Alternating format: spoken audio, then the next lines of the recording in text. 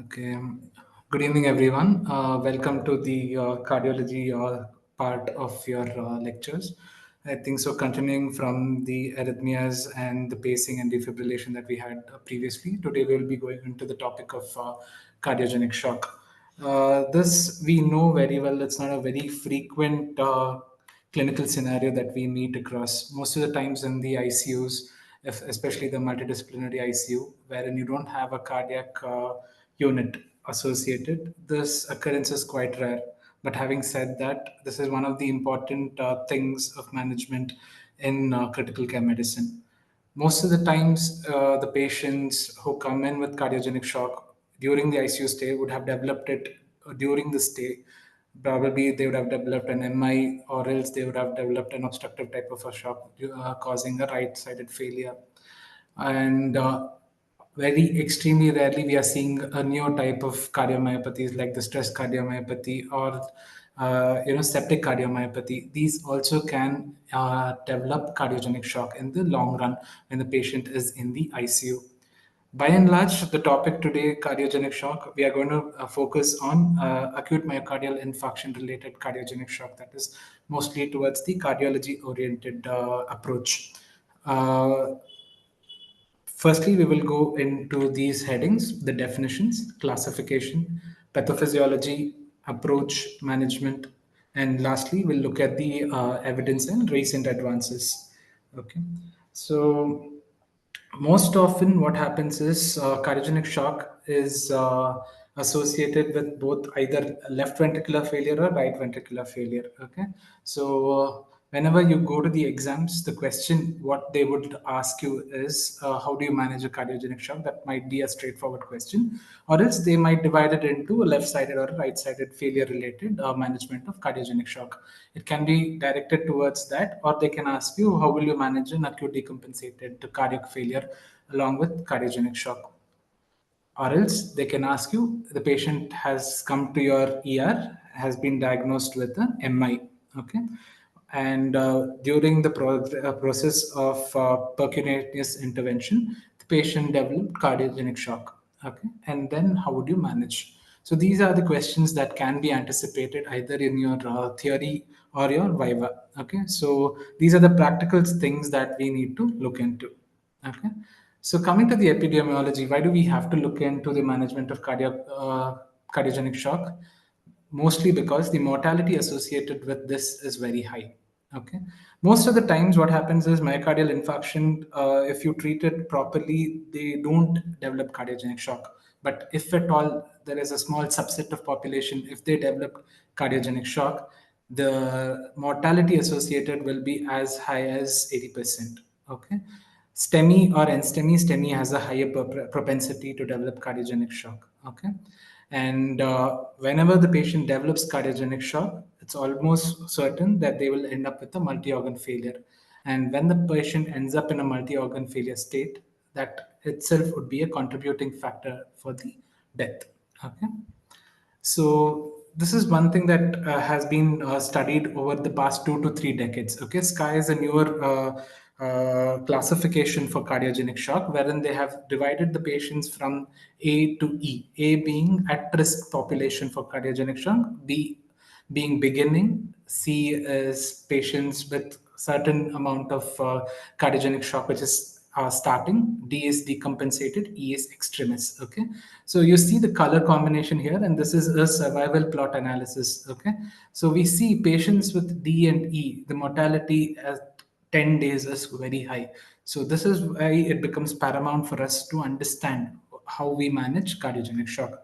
Despite the best efforts, most of the times we'll not be able to treat them very well, and probably they might pass away. So if we act at the right time, we might be able to intervene earlier and optimize few of the hemodynamic parameters wherein the mortality can be averted. That is the whole point of understanding, and that's the whole point of today's class. Coming to the definition of cardiogenic shock is defined as a life threatening syndrome, which is defined by peripheral hypoperfusion and organ dysfunction, which is due to a primary cardiac dysfunction. Okay, so mandatorily you need to understand there is a cardiac dysfunction which is present. It can be ranging from vascular etiology like MI, or non-vascular etiology, probably valvulopathies or cardiomyopathies, etc., wherein it leads to peripheral hypoperfusion, that is decreased blood supply to the organs, and that leads on to development of a shock state. Okay, so I'm repeating, it is a life-threatening syndrome which is defined by peripheral hypoperfusion and organ dysfunction due to a primary cardiac dysfunction. Although the clinical definition of cardiac or cardiogenic shock varies, it usually includes hypotension, but it is not mandatory that you need to have hypotension. Sometimes there will be BP, usually which is over 90 mm of Hg, and despite that, you can see these patients having signs of peripheral hypoperfusion. What I mean to say is the patient will have a primary cardiac dysfunction like an MI, okay, or else probably severe MR. At that particular time, probably the systolic blood pressure of the patient is higher. But having said that, patient can still have cold peripheries or probably develop acute kidney injury, which are signs of end organ damage or tissue hypoperfusion. So this is something like when we discuss between warm shock and cold shock.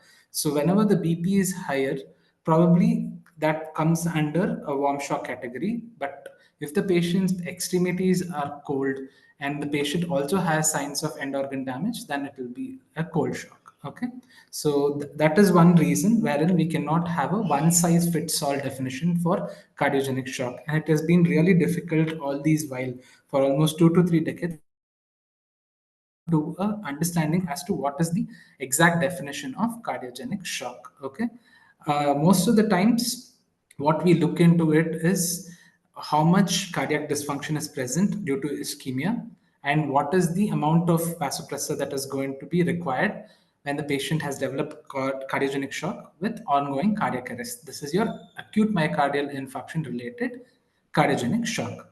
Okay, so lot of definitions for cardiogenic shock has been provided. It started with the ESC guidelines way back in 2000 2001. Okay, slowly a decade and about probably 2 decades till now, when the SCAI classification came in, that is way 3 to 4 years ago in the early part of this decade. There have been multiple definitions which have been given. Both of them, one common thing that we can look at is there is a classification based on a clinical criteria, there's a classification based on the hemodynamic criteria. When they look at clinical criteria for the definition of cardiogenic shock, it has been defined as a systolic blood pressure of less than 90 millimeter of mercury despite adequate volume resuscitation. See, all these definitions have been given for a particular trial that they were doing in patients with cardiogenic shock. Okay, so these were the clinical criteria for that particular study, and that went on to be carried on as the definition for cardiogenic shock. So this is what was the caveat in the diagnosis or definition of cardiogenic shock. So till until 2021, we used a lot of varying definitions of cardiogenic shock from either the shock trial or the culprit shock trial or the IMPRESS trial, and so on and so forth. Okay. Finally, in 2021, they came to an understanding that there should be a standardized approach to define cardiogenic shock, and that is when SCAI criteria came into existence. Okay, so the SCAI criteria defines cardiogenic shock clinically as systolic blood pressure less than 90 millimeters of mercury or a MAP less than 60 millimeters of mercury, or else there is a drop of systolic blood pressure more than 30 millimeters of mercury, or the patient requires any kind of an inotropic support to maintain the systolic blood pressure more than 90 millimeters of mercury. Okay, so this is one important thing, that is the BP criteria, the blood pressure criteria. Firstly, it should be less than 90 millimeters of mercury, or else there should be a drop of more than 30 millimeters of mercury, or else there should be presence of inotropic support for that patient to maintain the systolic blood pressure or the MAP more than 90 or 60 mm of Hg respectively. Okay, so this is the blood pressure criteria. Along with this, you should see signs of volume overload, which can be presence of extensive rails, okay, or else you will see signs of decompensation, that is CLIPS class 3 or 4, that is pulmonary edema or cardiogenic shock. Okay, because of which the patient can end up on a mechanical ventilation or BiPAP. Along with this, you will see end organ issues like cold, clammy extremities, altered mentation, decreased urine output, usually less than 30 ml per hour, an elevated lactate of more than 2, and drop or a drop in urine output is usually associated with doubling of creatinine, right? That along with that, you might also see signs of congestive hepatomegaly causing raised LFTs and elevated BNPs as well. So these are the clinical criteria according to Sky for the definition of cardiogenic shock. Along with this, they also focused on hemodynamic criteria, but this is not always mandatory. Okay, whenever we talk about hemodynamic criteria, the most important thing is you should have some sort of an invasive monitoring. So that becomes one of the limitations for this definition. But having said that, this is somewhat necessary if we have to manage the patient on a long run. It is not mandatory to have the hemodynamic criteria. If at all you have any of the above definition based on the clinical criteria, you can categorize that patient as having cardiogenic shock. Along with that, non-necessary criteria will become the hemodynamic criteria. That is, if at all you have inserted hemodynamic monitoring, say you have used your Swan-Ganz catheter, or you have used any sort of a hemodynamic monitoring, that is your cardiac output monitor, then you can use one of these parameters. That is either your cardiac index, that is usually less than 2.2 liters per minute per meter square, pulmonary capillary wedge pressure usually more than 15 millimeters of mercury, okay, or a cardiac power output of less than or equal to zero point 0.6. Okay, you can use the right atrial pressures as well if you're talking about the right-sided failures, that is the pulmonary artery pressure index and the right atrial pressure. Usually this is for right ventricular failure related cardiogenic shock.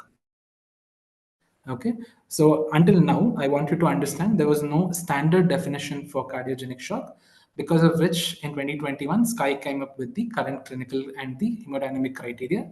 Clinical criteria alone suffices for the definition of cardiogenic shock. Hemodynamic criteria is an add on criteria, and you should not wait for insertion of a cardiac output monitor to classify that patient as having cardiogenic shock. So if at all you have a patient who comes with ST elevation MI, you have already loaded the patient, you're planning for a PCI, at that particular time you have to manage this patient as a case of cardiogenic shock. Okay, don't wait for you to put in a pulmonary artery catheter or a Vigilio, then calculate the cardiac index, and then if it is less than 2.2, then start managing. No, usually we won't do that. What I mean to say is, don't wait for the hemodynamic criteria. Okay, if you're with me till now, so we know all of this, correct? We spoke about the blood pressure criteria, capillary wedge pressure, organ perfusion. So, what are the signs of impaired organ perfusion? Usually, these are called as the windows for shock. Okay, if at all there is shock present, because of decreased circulation, there will be altered mental status, cold clammy extremities, and urine output being less than 30 ml per hour is an indication of probably impending acute kidney injury. Okay, so usually these are the three windows for shock for any purpose, be it cardiogenic, septic, obstructive, or any other cause. Okay, so usually when you have changes related to this, you need to be careful and you need to tread accordingly. Along with this, lactate carries a higher value. Similarly, what we see in septic shock, elevated lactates is a component of septic shock definition. We also see that serum lactate of more than 2 millimoles per liter is also a component for the definition of cardiogenic shock. Cardiac index anywhere between 2.2 and above is normal. If it is below 2.2, then it becomes a subset of cardiogenic shock. What happens? What is the pathophysiology of cardiogenic shock? Usually, there will be an acute trigger. Okay, it can be vascular or non-vascular, like I told you earlier. Okay, it can be an MI or cardiomyopathy, or any reason there will be a drop in the blood pressure. That is usually associated with drop in stroke volume, correct? So because of that, you will have associated hypotension, and you'll also have decreased systemic perfusion. Because of hypotension and systemic perfusion, there will be a compensatory mechanism which kicks in. The compensatory mechanism is usually neurohormonal in nature, that is your sympathetic drive. Okay.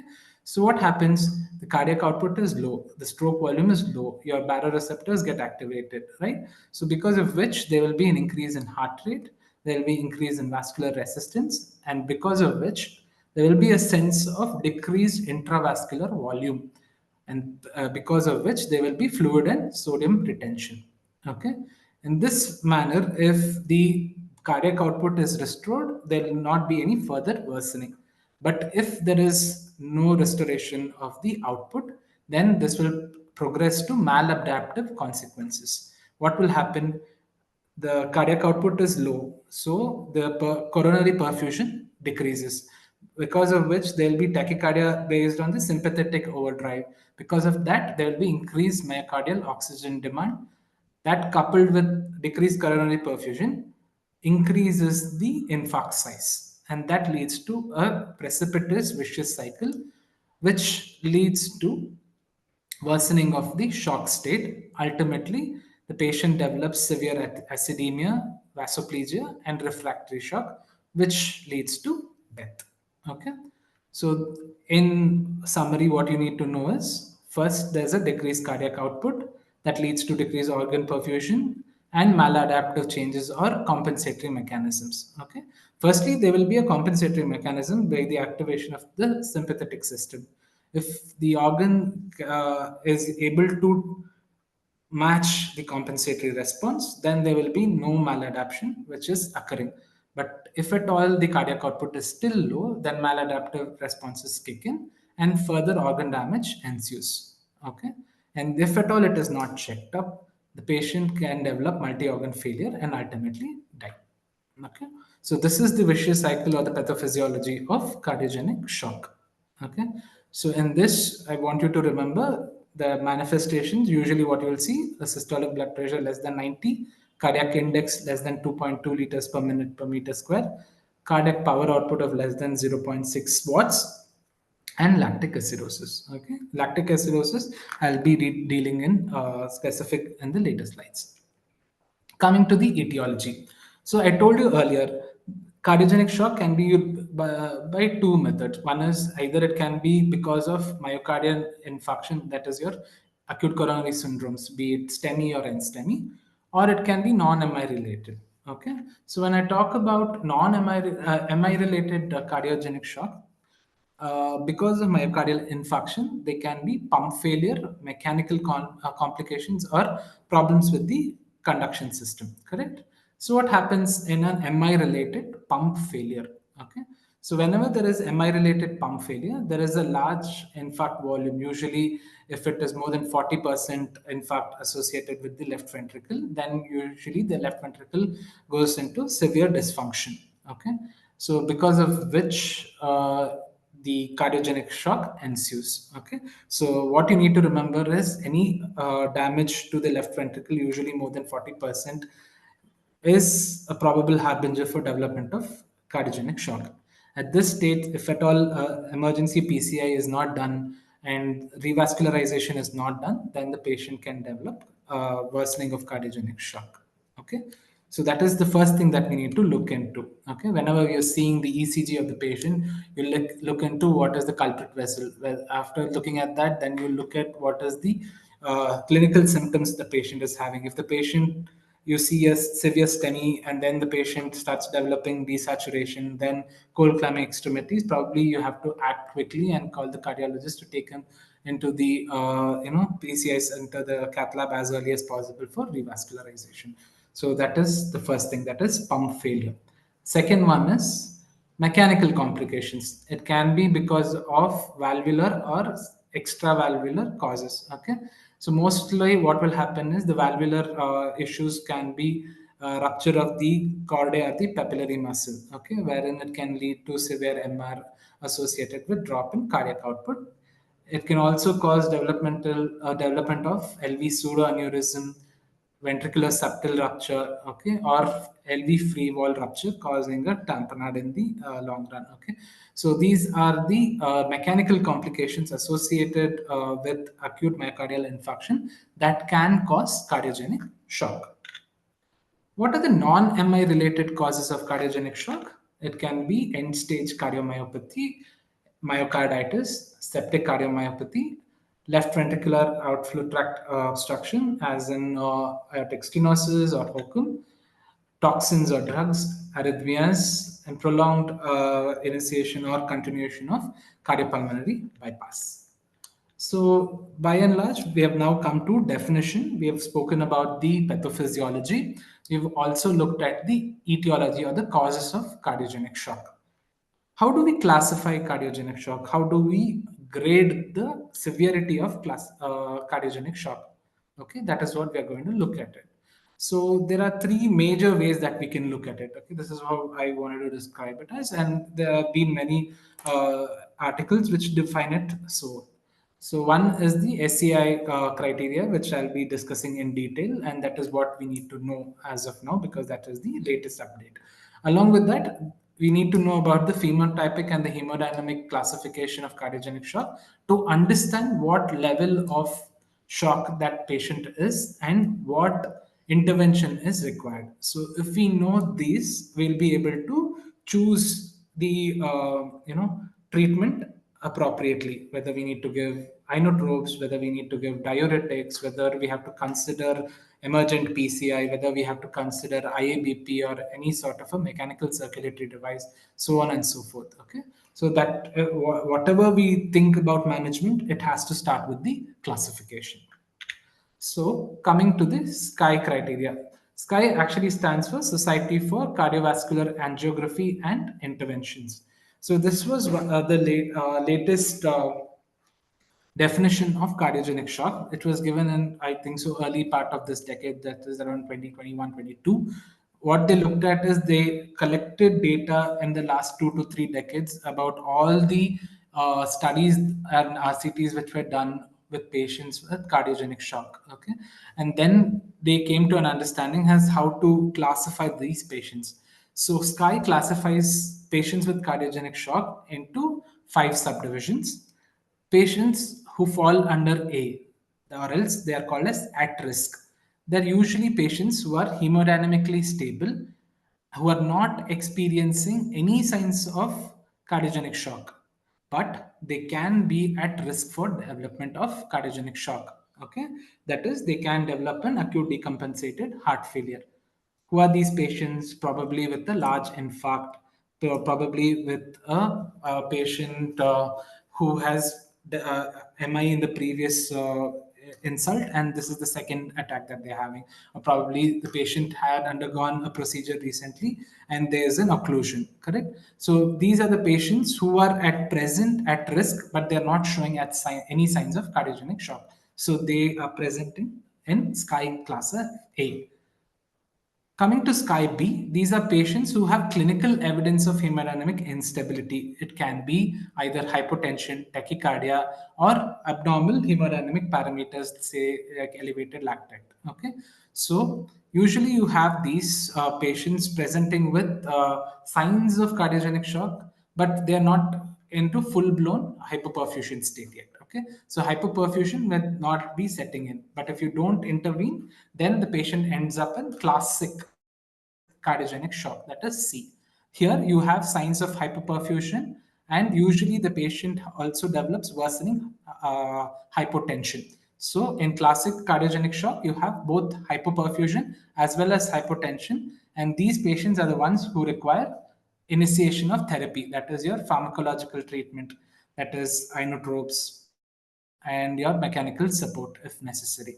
If at all the patient recovers from this stage of cardiogenic shock, it is well and good, because if the patient ends up in deteriorating stage or extremis, it's really difficult to pull them out. What is deterioration? These are the group of patients who develop refractory shock. Okay, despite optimal management of inotropes, despite optimal management with mechanical circulatory devices, even ECMO, if the patient does not respond and shows signs of organ hypoperfusion, the patient will be termed as deteriorating or SCI D.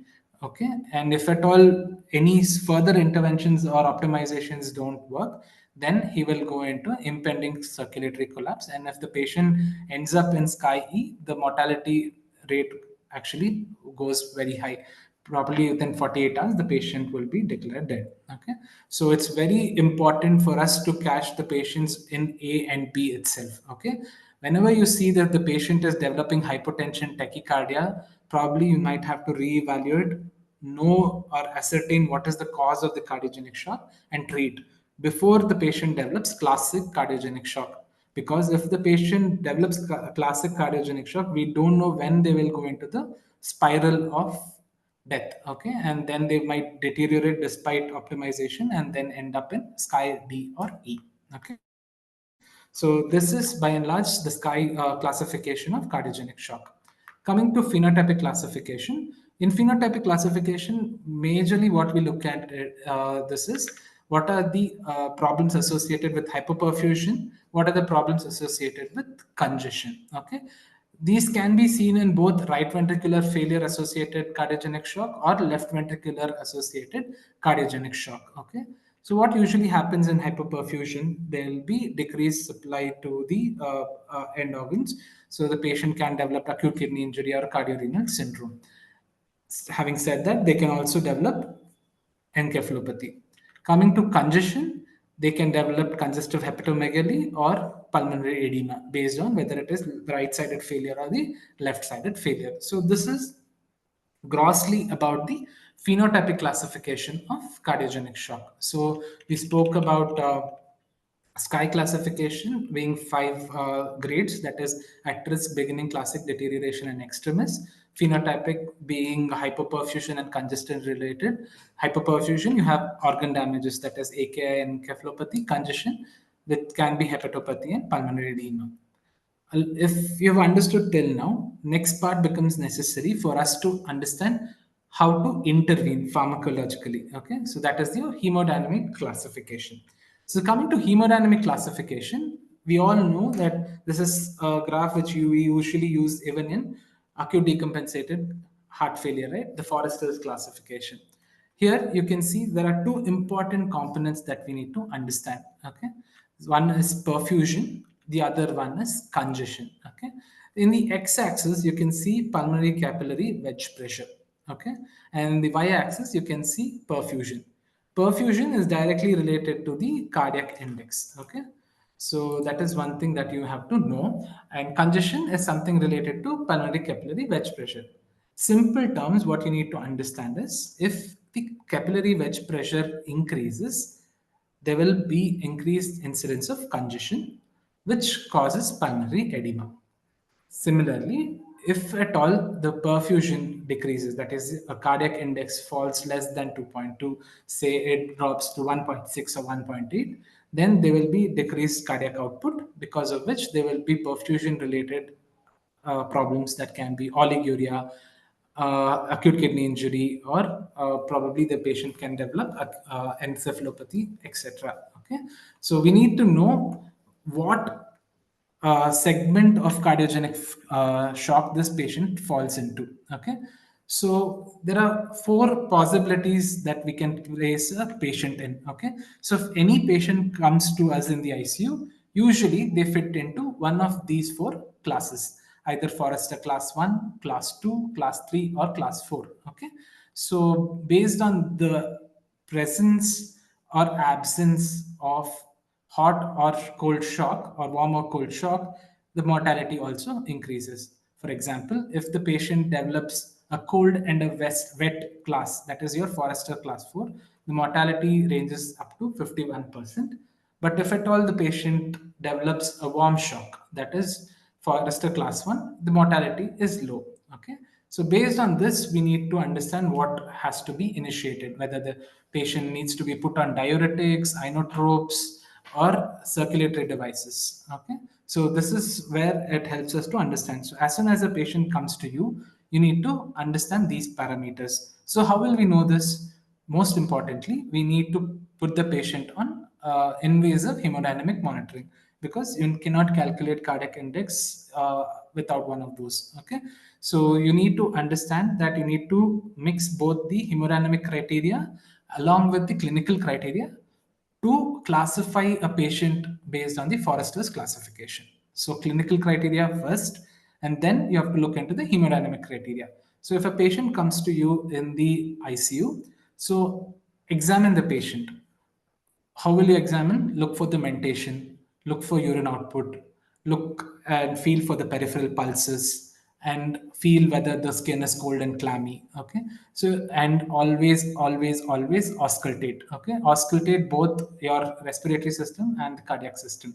Respiratory system, if at all you're auscultating presence of Krebs, or if you do a lung ultrasound and then you do see B lines, then it's an indication that the patient is developing pulmonary edema. Similarly, if you hear a regurgitant murmur, that is probably an indication of a patient having MI or MI related valvular issue. Okay, so if at all you have this, then you go on to initiate the patient on hemodynamic monitoring.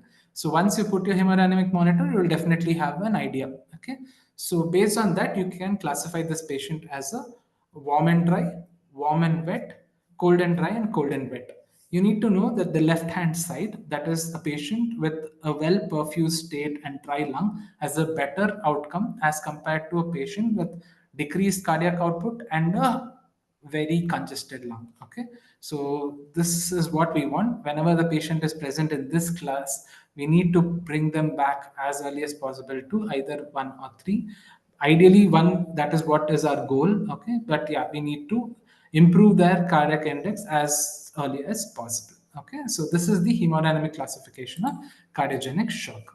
So whenever we have a patient presenting to us with acute MI, or which can be both STEMI or NSTEMI, we usually look at this as well, right? That is your Phillips classification. So if you understand Phillips classification, that is almost a surrogate for Forrester's classification. Okay, so usually if the patient presents to you with cardiogenic shock, then he falls under the Phillips class 4. Okay, so these patients have to be monitored in a coronary unit or in a multidisciplinary ICU, and these patients need close monitoring. Okay, probably you need to find out the cause, percutaneous intervention if it's an MI related.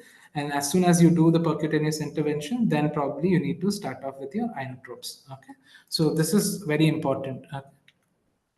So how do we go about? So we have understood the etiology, the problem statement, the definitions, and the classification. So how do we go about? So as soon as a patient comes, we need to do something. That is, we have to stratify the patient based on the SKY criteria. Okay. As soon as you detect the presence of cardiogenic shock, you have detected the etiology of the cardiogenic shock, then you stratify the patient based on the SKY criteria. Then you can allot whether the patient needs close monitoring or not. Okay. After the stratification and detection, you need to phenotype the patient. Okay, you need to look at signs of hyperperfusion and congestion. If you feel that these are not there and the patient is in sky A, then it should be all right.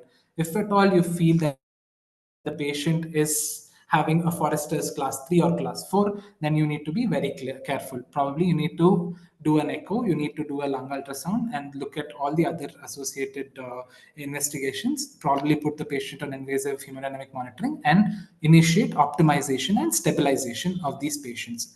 And lastly, once you have finished optimizing these patients, you need to reassess these patients. Whenever you have initiated the patient on an inotrope, you have initiated the patient on oxygen therapy, you have initiated the patient on diuretics, beta blockers, all of this, you need to come back and relook at this patient and see if he's improving. If he is not improving, on the contrary, if things are worsening, if shock is worsening, then these patients have to be evaluated for the need for um step up therapy, that is your mechanical circulatory devices. Okay, if they deem fit. Okay, so these are the things that we need to look at. If at all they respond to your inotropic supports, they respond to all the other interventions that you have done, then we might have to think about de-escalation and long-term exit therapy, similar to what we do in acute decompensated heart failure. Okay. So coming to the symptomatology, we all know classic MBBS method, that is right heart failure. You have limb edema, sacral edema, or else dependent edema. Okay.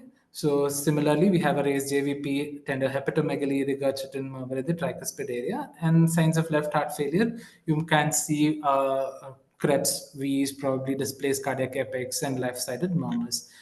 And these are things which are seen in both right-sided as well as the left-sided heart failure. What are those? Cool peripheries, cyanosis, orthopnea, and delayed capillary refill time. Okay. So these are by and large the symptomatology that you need to look into when I spoke to you about early detection and stratification. Okay. So why does it become important? It's important because as early as we pick up these patients and stratify them into one of the categories, treatment can be initiated at the earliest, and then slipping into a worse grade can be prevented. Okay. Remember, if the patient develops shock and enters into refractory shock phase, despite your optimal treatment, the mortality rate goes up as high as 90% to 100%. Okay. So the whole goal is to detect the patient in the pre-shock stage.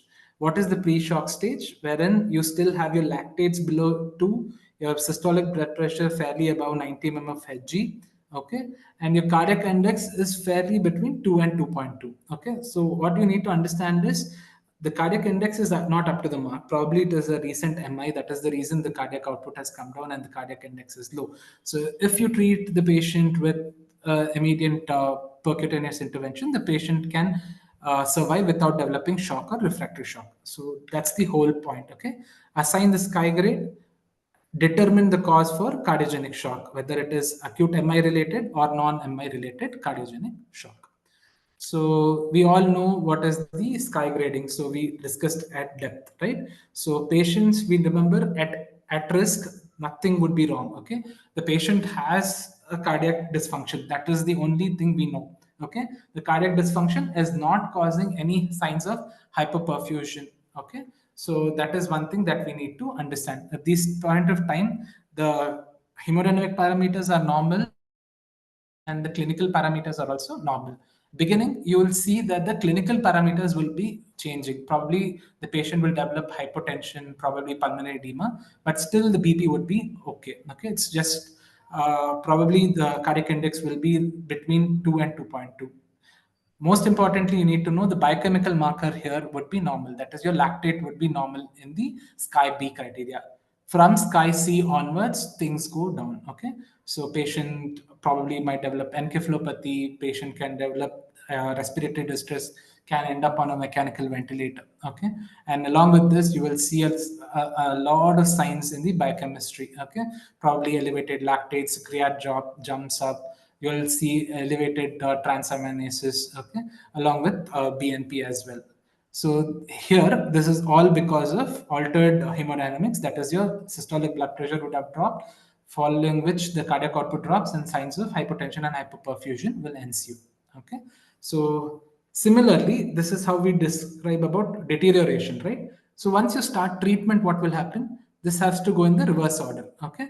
So once you start patients on the inotropic support, if at all you see that the BP is improving, the lactate clearance is better, and end organ perfusion is better, urine output has picked up, pulmonary edema resolves, all of this if you're seeing, and the patient starts stepping back from C to B, B to A, that's a good sign. So Sky, you can use it either ways to look at prognosticating or stratifying the patient in cardiogenic shock, as well as to see the treatment response as well. Okay, so this is the reason why Sky criteria is being emphasized in the recent update for cardiogenic shock. Okay, so it can help you detect as well as monitor also.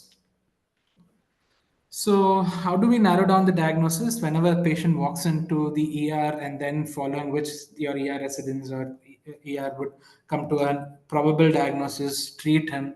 That will be based on either labs like probably troponins, ECG, echo. Okay, based on all of this, they would definitely give you a diagnosis. After which they would either refer the patient to a CCU, and then you monitor the patient in the CCU, or the patient might be transferred to a coronary unit. Okay, so the focused echo which we need to look into at the time of arrival of the patient to the unit, be it the emergency unit or the ICU is, you need to look at the left and the right ventricular function, and also rule out the presence of any intraventricular thrombus, because this can cause catastrophic events in the long run, especially if it is on the right side. Okay, so it can lead on to probably initially a right ventricular failure, and then because of ventricular interdependence, it can go on to cause a biventricular failure in the long run. We will be discussing about all the biventricular failure, ventricular interdependence, etc., in the next week when we discuss about heart-lung interactions. Okay. Along with this, first you look at the ventricles. When you do the echo, look at the ventricles if they are contracting well. Okay. Start with your parasternal long axis view, then your four-chamber view. Okay. All of that you need to do and assess what is the LV function looking like. Rule out the presence of thrombus, rule out the presence of any regurgitant lesion. Along with this, you will also be able to determine the integrity of the intraventricular septum. Why do we need to know about the integrity of the intraventricular septum? Because that might be a mechanical cause of cardiogenic shock. We have to rule out if there is any septal rupture. Okay, that is most important. Along with this valvular function, like I've told you earlier, any regurgitant lesions will cause cardiogenic shock. That is especially if there is a severe, mitral regurgitation or a severe aortic regurgitation, you will see that the patient has developed cardiogenic shock. So, what are the things that you will usually see on an arterial line if you have a severe AS or an MR? Probably you'll see something like a pulsus alternans. So, if you're seeing a pulsus alternans, so immediately go auscultate, or now in the era of echo, you just can go put your echo probe and just use a color Doppler and determine the presence of regurgitant lesion in the aortic or else the mitral valve. Along with all of this, you need to determine the other part of mechanical complications of MI, that is your free wall rupture or the presence of any pericardial effusion. Okay, so it can cause tamponade if it is left unchecked. Okay, so once you've assessed your anatomy properly, then you go for the hemodynamic profile. What are the things that you look in an echo? You look at the velocity time integral along with the LVOT area. Okay, so usually if you multiply these two, you can actually calculate the stroke volume multiplied by heart rate, you'll get the cardiac output. So that is one thing that you can look into. Okay, you need not always have a what is that, an invasive monitor. It's non-invasive monitoring like an echo also can give you a rough estimate of the cardiac output. Okay, so you can use the LVOT VTI formula to calculate the stroke volume, and after that you can multiply it with the heart rate to give you an approximate estimate of the cardiac index. Okay, so once you get the cardiac output, you have to calculate the cardiac index. Okay, so along with this, you'll be able to look into other dysfunctions of the heart. Not only systolic, we also have to look into diastolic dysfunctions, wherein a lot of other echo parameters are present. Along with this, you need to reassess the presence of regurgitant problems, along with preload issues as well. Okay, any preload issues, you need to look into the IVC parameters. Okay, you need to look at ventilated, non-ventilated. Okay, if it's ventilated, you will have to use a certain parameter. If it's non-ventilated, you have to use a certain parameter. Okay, it depends on whether you're looking at the IVC compressibility index or distensibility index. Okay, so compressibility, distensibility depends on the type of ventilation. Okay, so along with this, so you have done a focused echo. You have, first thing we told us, sky criteria, rule out whether it's MI related, non-MI related cardiogenic shock. Once you do the echo, based on all these assessment, that is your hemodynamic assessment and anatomical assessment, you can rule out the presence of acute MI. Okay. So once you have diagnosed MI, you need to follow a particular protocol. If your center is a level 1 center for PCI, as it is in most of the cases, you just have to call the cardiologist, and then probably you have to transfer him to the cath lab for a PCI intervention. Okay, so usually it's a multidisciplinary approach as soon as the diagnosis of cardiogenic shock is made. Okay, so based on that, the next subsequent steps would be done.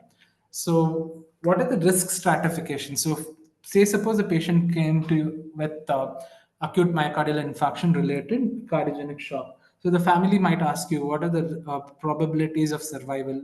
Okay, so if at all you need to answer such questions, there have been multiple scoring systems that have been in place to ascertain the risk associated with PCI for these kind of patients. And one of the scores which we most probably know is the IBP shock 2 score. Okay, there have been a lot of debates on this and a lot of other scores which I'll be discussing in the subsequent slides. Okay, so what it does is the IBP shock 2 score helps us to prognosticate the patient who is undergoing a PCI based on six variables. One is age, two is previous history of stroke, the glucose at time of admission, creatinine at the time of admission, arterial lactate, TIMI flow.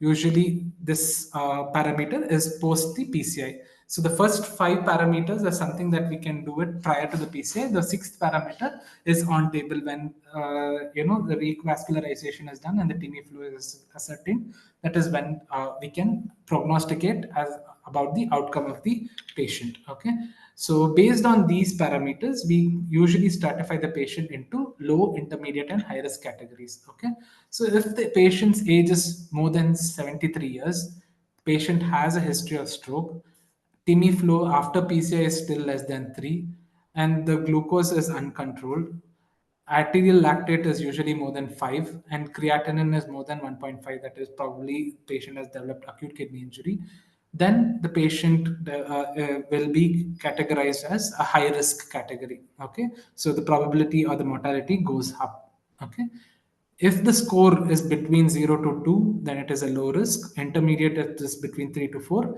and high is between 9 to 5 to 9. I'm sorry. Okay, so this is one way of categorizing patients who develop cardiogenic shock secondary to MI. Okay, so there are other prognostic scores which are available. Okay, that the SAVE score, the Anchorage score, the Card shock score, and the IABP shocks 2 score, which we discussed right now. Okay, so all these scores help us prognosticate the overall outcome of a patient with cardiogenic shock. Okay, so for simplicity wise, you can use the IABP shocks 2 score. Remember, 0 to 2 is a low risk, intermediate is between 3 to 4, and high risk is between 5 to 9. The parameters usually which are seen as age, stroke, TIMI, glucose, lactate, and creatinine. If you see lactate and creatinine, usually are signs of hypoperfusion. TIMI is usually again directly related to the etiology. Stroke, age, and glucose is probably comorbidities or lifestyle issues. Okay, so these are the things which are usually considered in most of the other prognostic scales as well. If you see SAVE score, Encourage score, so on and so forth, uh, all of this are used as a baseline parameter of assessment for further interventions. So, for example, if the patient has undergone PCI, the patient has not been able to achieve a TIMI flow, and the patient is still in cardiogenic shock, the first thing that cardiologist would still think about is to use a IABP. Okay, when the patient is initiated an IABP, the next rational thought would be, if at all he improves with this, well and good. Otherwise, if he's not improving, whether this patient is a candidate for the initiation of VECMO, correct? So, or any other mechanical circulatory device. So, this is what they think about. So, when they have to consider these things, these scoring systems helps them categorize these patients and stratify these patients for initiation of those invasive therapies. Okay, we know that the overall outcome whenever the patient ends up with a mechanical circulatory device is very low. Okay, so we need to choose our patients very carefully. So this is one objective parameter which helps us understand which group of patients can be taken up for mechanical circulatory devices, be it IVP, be it your Impella, ECMO, etc. Encourage score was majorly used for your ECMO related. Save score usually has been used for both MI related as well as non MI related cardiogenic shock. So non MI related cardiogenic shock when we say that we are looking at patients who develop cardiogenic shock secondary to long-standing cardiomyopathies, myocarditis, etc. Okay, so if these patients develop cardiogenic shock, will these patients be a better candidate for mechanical circulatory devices? So if we have to answer that, we need to do this scoring, and then based on that, we can counsel the family that yes, there is probably a mild risk or intermediate risk or a high risk. If the patient definitely falls in the high risk, the overall outcome is poor, and probably we can defer the patient for that, such interventions, and probably initiate palliation or end of life care for such patients. Okay, so this is something that we need to understand about prognostic scoring in cardiogenic shock. So biomarkers are something that we have been using very often. So what is the importance of biomarkers? These are the agents which help us understand and pick up an event even before it occurs to the full-blown extent. What I mean to say is, there's no point in us talking about acute kidney injury after the creatinine goes up, correct? We all know that creatinine usually takes roughly around 48 hours to pick up, and the damage is already done to the nephrons. So, similarly, in cardiogenic shock, when we are talking about, we'll be thinking about MI related, we already have troponins. But if it is non MI related, what are the parameters? So there's a lot of study going on about biomarkers apart from troponins for the stratification and management of cardiogenic shock. Metabolic parameters like glucose and lactate have been there from a long time. Okay, but what they're looking at is probably ELISA based techniques for interferon gamma, tumor necrosis factor alpha, so on and so forth. Okay, but these are still in the trial phases. So what we look at AKI is like your nephrocheck, like IGFB and your cystatin C, etc. It's not come to that extent, but still there is a lot of research going on for such markers in cardiogenic shock, so that we pick up these candidates earlier and initiate supportive therapy so that they don't end up in cardiogenic shock. But having said that, there is a lot of evidence with lactate, because lactate is something that all the trials from ESC, culprit shock, a lot of other things have looked into lactate. So what they found out was the 8th hour lactate value, that is your arterial lactate, is a single best independent parameter to prognosticate death. Okay, if the lactate value at the end of 8 hours, despite your PCI, your inotropes, and everything, if the lactate remains more than 3 millimoles per liter and the clearance is less than 3.5%, then the patient is going to have a poor outcome. Okay, so the 8th hour lactate value, this is actually based on the IABP shock 2 trial. Okay, so this is actually taken from that study. So they noticed the similar finding in a lot of other trials as well. So lactate has a good value. Remember, admission lactate does not carry much, importance. At admission, probably it will be very high. But what matters is whether that lactate got cleared off with your therapy. If it doesn't get cleared, that is, if it is still less than 4% of clearance, or the value is more than 3.1 millimoles per liter, probably the patient is not going to make it. So till now, we looked at what have to be done for an MI related thing, cardiogenic shock. So the first and foremost thing in an MI is revascularization. So what do we have to do? Whether we have to do a CABG or PCI, and what is the influence of revascularization on the outcome? So what they looked at was whether you do a CABG, whether you do a PCI, the overall outcome of patients with cardiogenic shock remains to be the same. Okay, it did not influence the outcome, especially in the subset of cardiogenic shock patients. Okay, then what necessary thing has to be done is revascularization. How you do it does not matter. So obviously, what I mean to say is, if it's a single vessel disease, obviously you'll go with PCI. If it's a triple vessel disease, usually you will opt for a CABG, but that depends on a lot of other factors as well. Okay. So what they looked at is, if at all you do emergent PCA in a patient with acute myocardial infarction related cardiogenic shock, the survival is excellent. Okay, so the more you delay, it is more deleterious. So there is no doubt, there is no ambiguity that if the shock is secondary to MI, if you treat it as early as possible, the patient might not, develop sky C or sky D. Okay, the patient will be at sky A itself. So coming to the next question. So what about multivessel PCI versus culprit lesion only? What do I mean by multivessel percutaneous intervention versus culprit lesion only percutaneous intervention? So when we talk about this, we see a particular ECG change. Okay, so it is probably a single vessel disease or a double vessel disease. When you do an angiogram, you look at if it is a single vessel that you're suspecting based on your ECG, but you have two vessels involved, probably a circumflex as well as your anterior descending. Both are associated.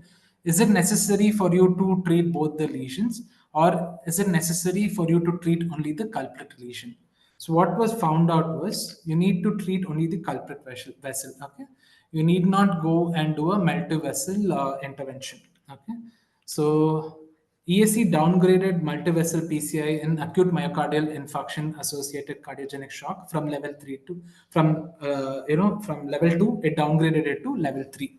So what they say is you shouldn't do a multivessel PCI. You have to look at the culprit lesion. If there is a block in that, only treat the culprit lesion. If there are other subsequent lesions that you're noticing, probably the patient is developing uh, he is going to have some amount of circulation which is still preserved. Okay, so you need not do a multivessel PCI in such patients. Okay, so what happens in this is you will be offsetting the compensatory response in such patients. Okay, so, what is the goal in cardiogenic shock whenever we give any sort of therapy? The first is you have done a PCI. Once you do the PCI, we are sure that the cardiac output has to improve because the ventricular function is improving. Along with that, the optimization of preload and afterload would happen, and along with that, the cardiac grid would be settled in, and then the patient would improve. So, from a Forrester class, probably say if it was 2 or 3, then you've got the patient into 1. And if it is 4, it is really difficult. But yes, if we identify it earlier, probably that also we can do. The whole goal is to get the patient back to Forrester 1 classification. That is your cardiac index of more than 2.2 liters per minute per meter square, and the pulmonary capillary wedge pressure less than 15. Okay. So this is what we usually look at. Okay. So that is the sweet point. So we have looked at etiology, we have looked at optimization of hemodynamic parameters and pump function. Okay. So next, what we have to look into. So pump function, I already spoke about PCI. I have not spoken about other things. The other things which is most important and which always we have a confusion is about inotropes. Correct. So how do we do that? Why do we have to do that? Most often, hemodynamic optimization involves two things. That is your tissue perfusion and improvement of pump action. What do I mean by improvement of tissue perfusion? That is your preload and your afterload, right? Probably if it is a congested lung, you might have to offload the patient. And when you're trying to offload, the drug of choice would be diuretics. But if at all you need to optimize, if everything intravascular volume is all right, the only thing that you need to add on is your inotrope. Similarly, if at all there is any other coexistent pathology present, say like sepsis, we need to treat sepsis as well. Okay, so this is by and large optimizing the tissue perfusion. So, what is improvement of pump action? You need to optimize the heart rate, you need to optimize the contractility. So, in both these things, you need to choose a appropriate inotrope. Okay. So where do we start? Okay. So most often, whenever we talk about all of this, we need to know about hemodynamic monitoring, and the best thing that we need to use is a calibrated cardiac output monitor. Okay. We all know there is the gold standard is the calibrated techniques, especially your PA catheters, right? So what do we look at? Okay, usually we'll look at the CVP, the pulmonary artery pressure, the wedge pressure, and the cardiac output. Along with that, there's a lot of other derived parameters that we need to look into as well. Okay, so based on a very few parameters like cardiac output, wedge pressure, and your pulmonary artery pressure, you can come to an understanding whether there is a left ventricular failure, right ventricular failure, or biventricular failure. And also, you can look at the CVP, and you can ascertain about the intravascular volume status as well. Okay, so based on all these parameters, you can come to an understanding that what this patient needs. Okay, whether you need to offload this patient, whether you need to add an inotrope to this patient. Okay, or you need to get a control of the heart rate for this patient and treat any other coexisting pathology. So, the cardiac grid in the management of cardiogenic shock. Firstly, revascularization. We have already addressed that. Treat the culprit lesion first, very important. As early as possible, better outcomes are seen. There is no role for multivessel PCI, only the culprit lesion has to be treated. Then you look at the most important grid, that is your preload, afterload, contractility, and heart rate. Okay. So what we look at is TIMI 3 flow should be achieved. After that, you need to continue the patient on antiplatelet therapy and anticoagulants. Based on your hemodynamic parameters on the cardiac output monitor, you can either choose your inotropes or vasodilators, okay, for optimization of the afterload. For preload, if the preload is low, probably need to initiate the patient on crystalloids. Usually, this is on dynamic hemodynamic monitors. Okay, so you cannot use a static hemodynamic monitor. You have to be very judicious in your supplementation of crystalloids. Usually, you need to use balanced crystalloids. Along with that, you have to think about the use of diuretics for de-escalation if at all you feel that the patient is volume overloaded. Okay. So in the worst case scenario, you will also see dialysis written there, right? And preload. What we usually see is if the patient is on diuretic therapy, if the patient is not responding adequately, pulmonary edema is still present, the LV dysfunction is still very high, probably you can think about ultrafiltration as one of the therapies for decongesting the lungs as well as the heart. Okay, so that is one of the therapies. Again, there's a lot of talk about the use of diuretics. It's a separate topic. It's in itself. Okay, whenever we're talking about acute decompensated heart failure and acute decompensated heart failure associated cardiogenic shock, we start about diuretic therapy. Once we start about diuretic, usually the diuretic of choice would be loop diuretics. Okay, so once we start the patient on loop diuretics, probably the dose has to be increased. Okay, and then if it is not sufficient, probably you might have to add a thiazide group as well. Okay, so there is something called a sequential nephron blocker that is related to acute decompensated heart failure. Usually, in acute settings, you don't see this. You don't see diuretic resistance, as it is called as. Okay, in chronic patients, like patients who are having non-MI related cardiogenic shock, like patients with cardiomyopathies, okay, valvular lesions, wherein the patients are already on diuretic therapy, these patients can develop diuretic resistance. And such patients, we have to initially start the patient on sequential nephron blockade. Probably, if that works well and good, if it is not working, the ultimate resort would be to do a ultrafiltration. Okay, so this is about the preload optimization of patient with cardiogenic shock. Once you are able to do your preload afterload revascularization, you look into contractility. Based on the type of problem, we need to choose the inotrope. Okay, the dobutamine, levosimendan, or epinephrine. Okay. Along with all of this, heart rate control becomes paramount.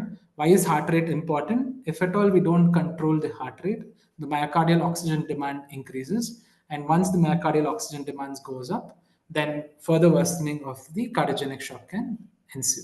Okay. So this is by and large the cardiac grid of the management of cardiogenic shock. Okay. So revascularization, preload afterload optimization, contractility, heart rate management. Okay, so this is what you need to answer in your exam when they ask about how do you manage a patient with cardiogenic shock. Okay, first etiology, after etiology, then you need to talk about all of this.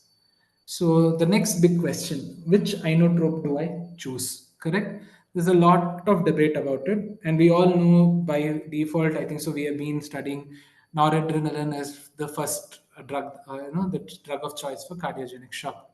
but it is not this same for all cases. Okay, so if you look at the ESC guidelines and if you see the AHA guidelines, they differ with that statement. The level of evidence is not very robust. Okay, you if at all I have to go about each inotrope, it will be really difficult. But we all know by and large how do they act, right? And what are the doses? This is what you need to know about. Okay, you need to know about the vasopressors as well as the inodilators. Okay, so which has predominant alpha activity, which has predominant beta activity, and what is the hemodynamic effect associated with a particular inotrope is what we all have to know. Okay, so usually we choose it for both right heart as well as left heart. Okay, so when we are talking about the pulmonary circuit or the right heart, we look at drugs like nitric oxide, milrinone, prostacyclin, and dobutamine. So we have a lot of patients, in the etiology aspect who develop cardiogenic shock. What do I mean by that? You see patients in Forrester's 4, that is your classic wet and cold type of a shock. So in that particular type, you might have to choose noradrenaline and then add-on drug would be dopamine. Similarly, if you have a euvolemic cold and dry type of a patient, probably a Forrester 3, then what do you choose? That would be different. Okay. Similarly, what happens in normotensive shock, that would be a different agent that you choose. Okay. So the choice of inotrope depends on the type of shock which is present, one, and the etiology of cardiogenic shock. So there is no one drug which is superior over the other. And remember, the level of evidence for inotropes in the management of cardiogenic shock is not very good. It's level 2. Okay. So the big question, which one to use and when do we use it? Okay. So whenever you have a low cardiac output because of heart failure, okay, or a sepsis-induced myocardial dysfunction, probably the drug would be noradrenaline followed by dobutamine. Okay. So similarly, if the patient is in a vasodilatory shock, probably septic or septic with cardiogenic, noradrenaline. The second line of drug can be vasopressin if there is severe sepsis associated. Similarly, if you see a low cardiac output, decompensated heart failure, especially in a postoperative state, probably you need to use drugs like levosimendan, milrinone, etc. Okay, so this is what we need to understand. Remember, there is no drug which is superior over the other. Okay, so by and large, this is a simplified way of understanding. Okay, what circulatory support do you choose for a particular category or the sky grading of cardiogenic shock? So I would like you to look at only the first half of it, that is your vasopressors and inodilators. Blue means it's a very poor indicator. Okay, wherever you see red or pink, that means to say it is backed up with good evidence. See, the Optima CC trial and the SOAP 2 trial, and along with that shock trial, all came across telling that norepinephrine is an excellent drug for cardiogenic shock. Similarly, what they looked at was the use of epinephrine in a certain cases. Okay, epinephrine actually turned out to be detrimental. What do I mean to say is, use of adrenaline alone is not showing a better outcome. Patients have had higher mortality with the use of adrenaline alone. Combination of noradrenaline and adrenaline still seems to be better, but try and avoid the combination as much as possible. Okay, so inodilators, you see there will be a lot of trials like the Dorami trial, Survive trial, etc. They have not shown much of an outcome. So the most important therapeutic strategies that you need to look at is volume optimization, look at the contractility issues and the vasoconstriction or the preload and afterload maintenance. Preload, you already looked at optimization of volume. Either you give fluid or you de-resuscitate by diuretics, or you might have to use RRT in the long run. So once you have finished the volume optimization, then you go about the inotropy. Okay, so you need to choose the inotropes based on the particular etiology. So you have to think about whether you need to use vasoconstriction or vasodilation. So that will be based on what is the etiology at that particular time. And once you achieve that, you need to look at contractility issues. Okay, and for this you have a lot of other agents as well. Okay, So this is how we by and large use the therapeutic armamentarium that we have for the management of cardiogenic shock. So start with volume, then about the tone of the blood vessels, and then come back to the cardia per se. Okay, so probably diuretics or volume, inotropes. After inotropes, then you look at cardiac specific drugs like your levosimendan, etc. Okay. So, what are the take home points? I know it's very difficult and it is really difficult to follow through with all the evidence that I placed across. First thing that you need to remember is there is no level 1 evidence for the use of inotropes in cardiogenic shock. Okay. So, initial stabilization is always volume, volume, and volume. Okay. You need to get the patient optimized with that. Okay. After your volume optimization, then we talk about catecholamine use. Remember, the most important thing which all the trials came across was use the lowest effective dose. Okay. Usually, why do we say this? Because the adrenergic effects associated with catecholamine is very high. What do I mean by adrenergic effects? Usually, the myocardial oxygen demand would increase if you use a higher dose, and that would be again detrimental to this patient. Okay, so this is something that we need to remember. So when we finish volume optimization, when you choose catecholamines, you have to use the lowest effective dose. Okay, we all know SOAP2 trial, usually it was focused at sepsis patients, but they looked at a subset of patients with sepsis developing cardiogenic shock who had a better outcome with the use of noradrenaline. Okay, so what they compared is dopamine versus norad. Dopamine became a culprit there because it caused tachyarrhythmias, and tachyarrhythmias were the ones which actually caused the worsening of the outcome. But usually, to demonize dopamine just because it caused worsening is not correct, because this study was not powered to look at mortality at all. Okay, so we shouldn't talk about mortality when we talk about SOAP2 trial, but only one thing we need to know: dopamine we will usually cause increased myocardial oxygen demand, and that is usually because of tachyarrhythmias associated with the use of dopamine, and that is the reason norepinephrine fares better than dopamine. Okay, that is the understanding that we all have to take from SOAP2 trial.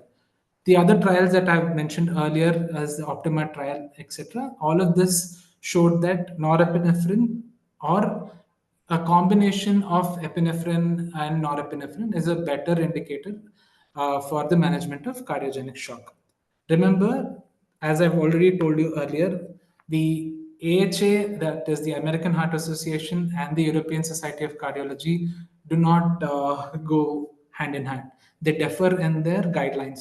What ESC says is use norepinephrine as the first line vasopressor. Again, the level of evidence or recommendation is class 2B, while AHA does not specify any agent at all. Okay, so why AHA doesn't specify? Because there is a lot of ambiguity. That is what we saw in the previous slides.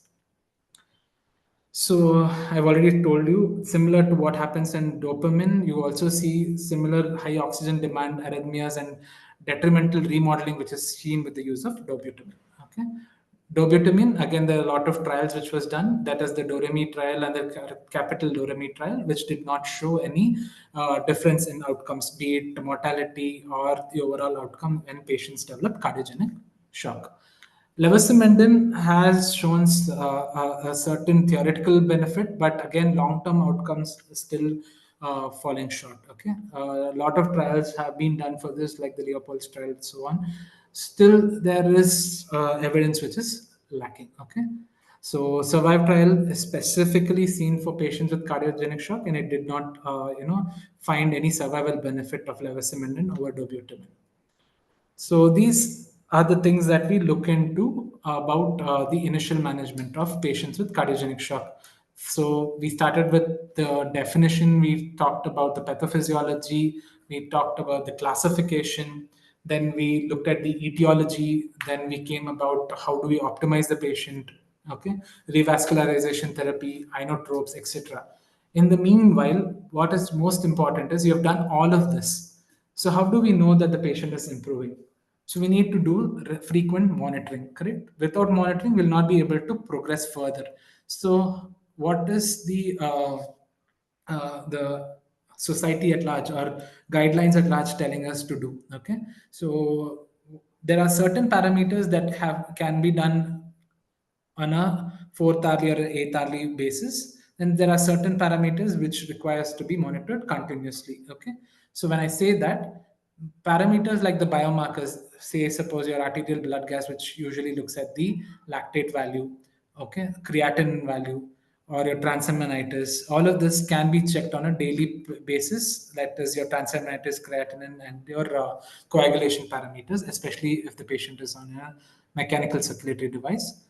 Hemodynamic monitoring, if the patient has developed cardiogenic shock, the evidence says that you need to have a continuous monitoring in place. Okay, so the summary of monitoring would be lactate, arterial blood gas analysis. Probably you can do it 6 to 8 hourly.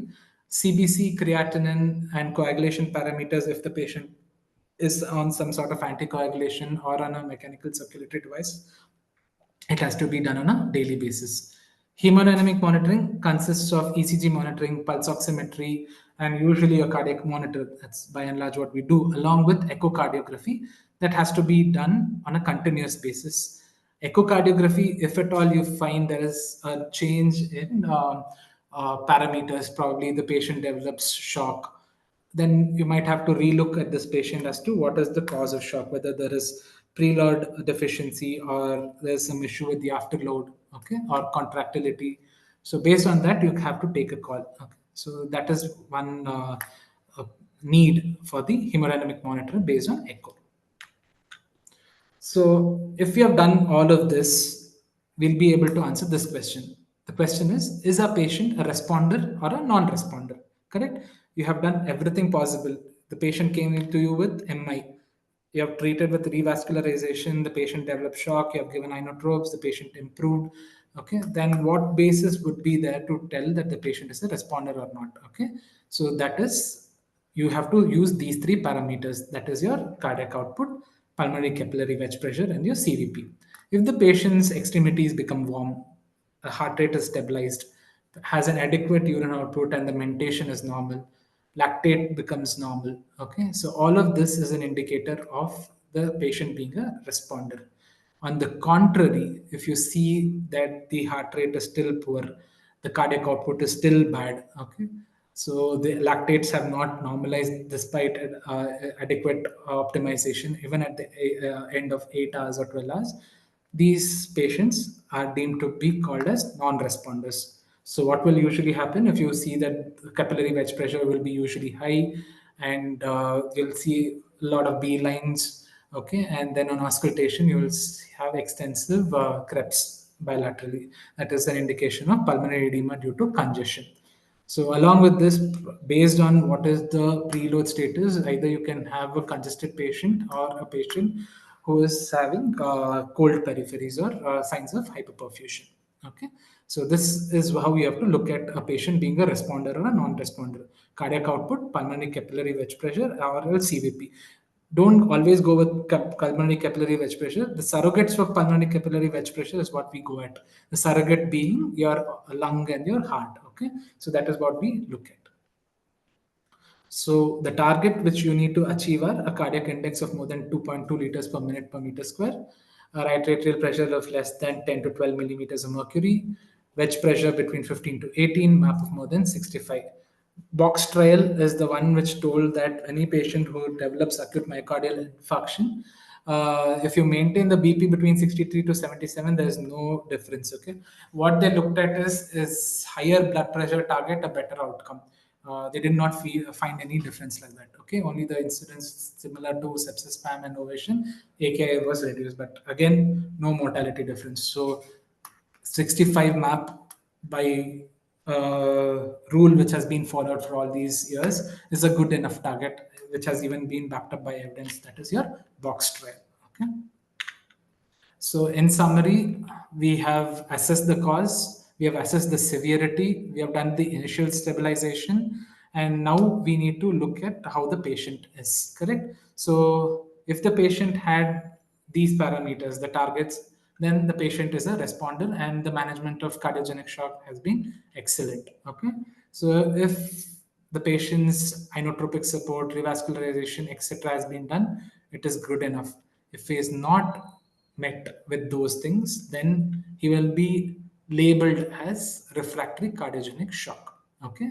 So if the patient does not improve, is a non-responder with all the other therapy which we have already mentioned above, then they fall under the category of refractory cardiogenic shock. Okay. So usually they fall under Sky D and E, and they usually have a persistent cardiac index less than 2.2 liters per minute, and the lactate level usually will be more than 2. Okay, so this is what the ESC algorithm for the approach of cardiogenic shock looks like. Okay, so once you have done all of this, you've taken care of your oxygenation, you've taken care of your inotropes. Next thing is your mechanical circulatory devices. So this again you might have to discuss with the family. Okay, based on that, whether you need to consider progressing with the management or not. Okay, so the overall outcome again, you have to give the prognostication based on your scorings, like your card shock trial or the safe card shock score, or your safe score, or your IBP shock to score. Okay, so again, whenever we think about mechanical circulatory devices, what are we looking at? Okay, so if at all there is a pressure related issues, then you can use IABP. Okay, usually what it works as, it is counter pulsation theory, wherein it acts both in the systole as well as the diastole. Okay, the counter pulsation takes care of both cardiac perfusion as well as systemic perfusion. Okay, if it is a volume related issue, then we need to look at other mechanical circulatory devices, that is your impella. Okay, so if at all there is a preserved LV function which is still present, then you use an IABP. But if there is very poor LV function which is present, that is severe LV dysfunction, usually with an EF of less than 30%, probably you can think about the use of mechanical circulatory device, that is your impella. Whether it is a right-sided impella or left-sided impella depends on the type of dysfunction, whether it is right or left dysfunction. Okay. So, as I've told you, if you have already declared the patient as Sky D and Sky E having refractory cardiogenic shock, the first thing is look at what is the problem, whether it is LV's systolic function related problem, that is your pressure related problems, or it is your volume related problems. So, you can discuss with the family about the initiation of temporary mechanical circulatory devices. Remember, mechanical circulatory devices are not meant for a long term use. There is a specific timeline which has been mentioned for each particular mechanical circulatory device, but they are hardly followed. Usually, they'll either be less or more. That depends on how the patient is being managed and where he's being managed. Okay, so if at all the patient has a very high risk, or they fall into the high risk category of cardiogenic shock, probably it would be fair enough to prime the family about end of life care or the palliation. Okay, so this is something that we need to talk about earlier in the course itself, so that patient's family would be primed when the eventuality strikes in. Okay. So, what are the criteria for selection of continuous ventricular assist devices? Usually, the LV ejection fraction should be less than 25%. Inability to exercise due to heart failure, or the oxygen uptake usually would be less than 12 ml per kg per minute, or 50% of the predicted value. Okay, this is what is the criteria used for the initiation of VADs.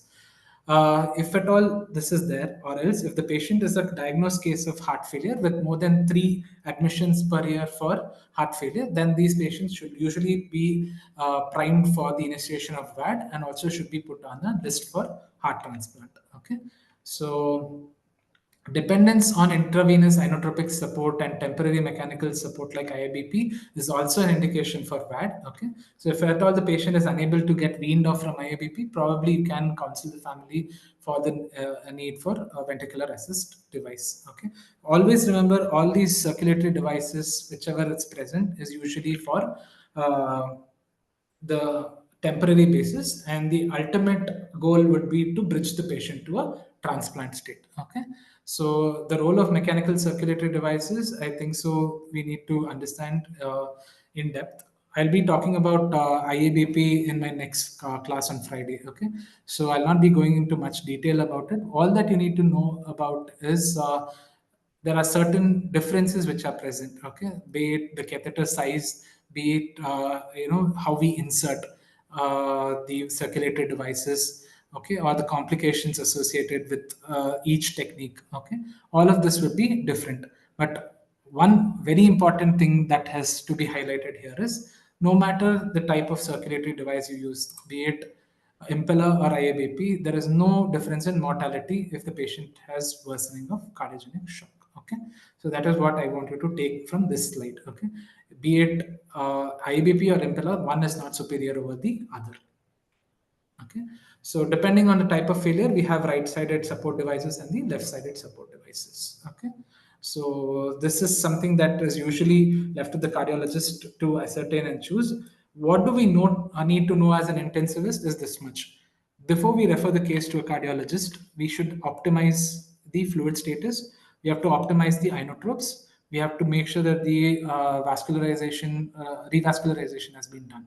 Okay, after we do all of this, if the patient is still not improving, then the initiation of mechanical circulatory device is usually a multidisciplinary team decision. You have to involve the cardiologist, and based on the cardiologist consensus along with the primary team, probably then we can take up what is the best thing that we can do. Okay, so by and large, this is the summary. Okay, so find out the etiology, and based on the etiology, you get to start the patient on supportive therapies.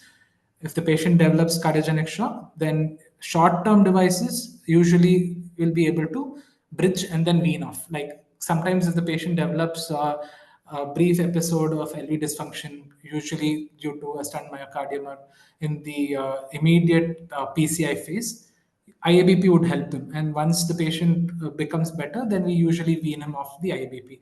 So that can be still considered as a short-term mechanical circulatory device. If we are unable to meet that endpoint and the patient remains to be in a refractory cardiogenic shock, you need to have a multidisciplinary meet and then decide whether we need to talk about VADs or put the patient under palliation. Okay. VA ECMO again is one of the extracorporeal therapies for the management of cardiogenic shock. Overall, the outcomes have not shown any benefit, especially when it is compared with mechanical circulatory devices. We will be talking in depth about VA ECMO again on Friday after IABP. Okay, so I'm not going to talk about this much.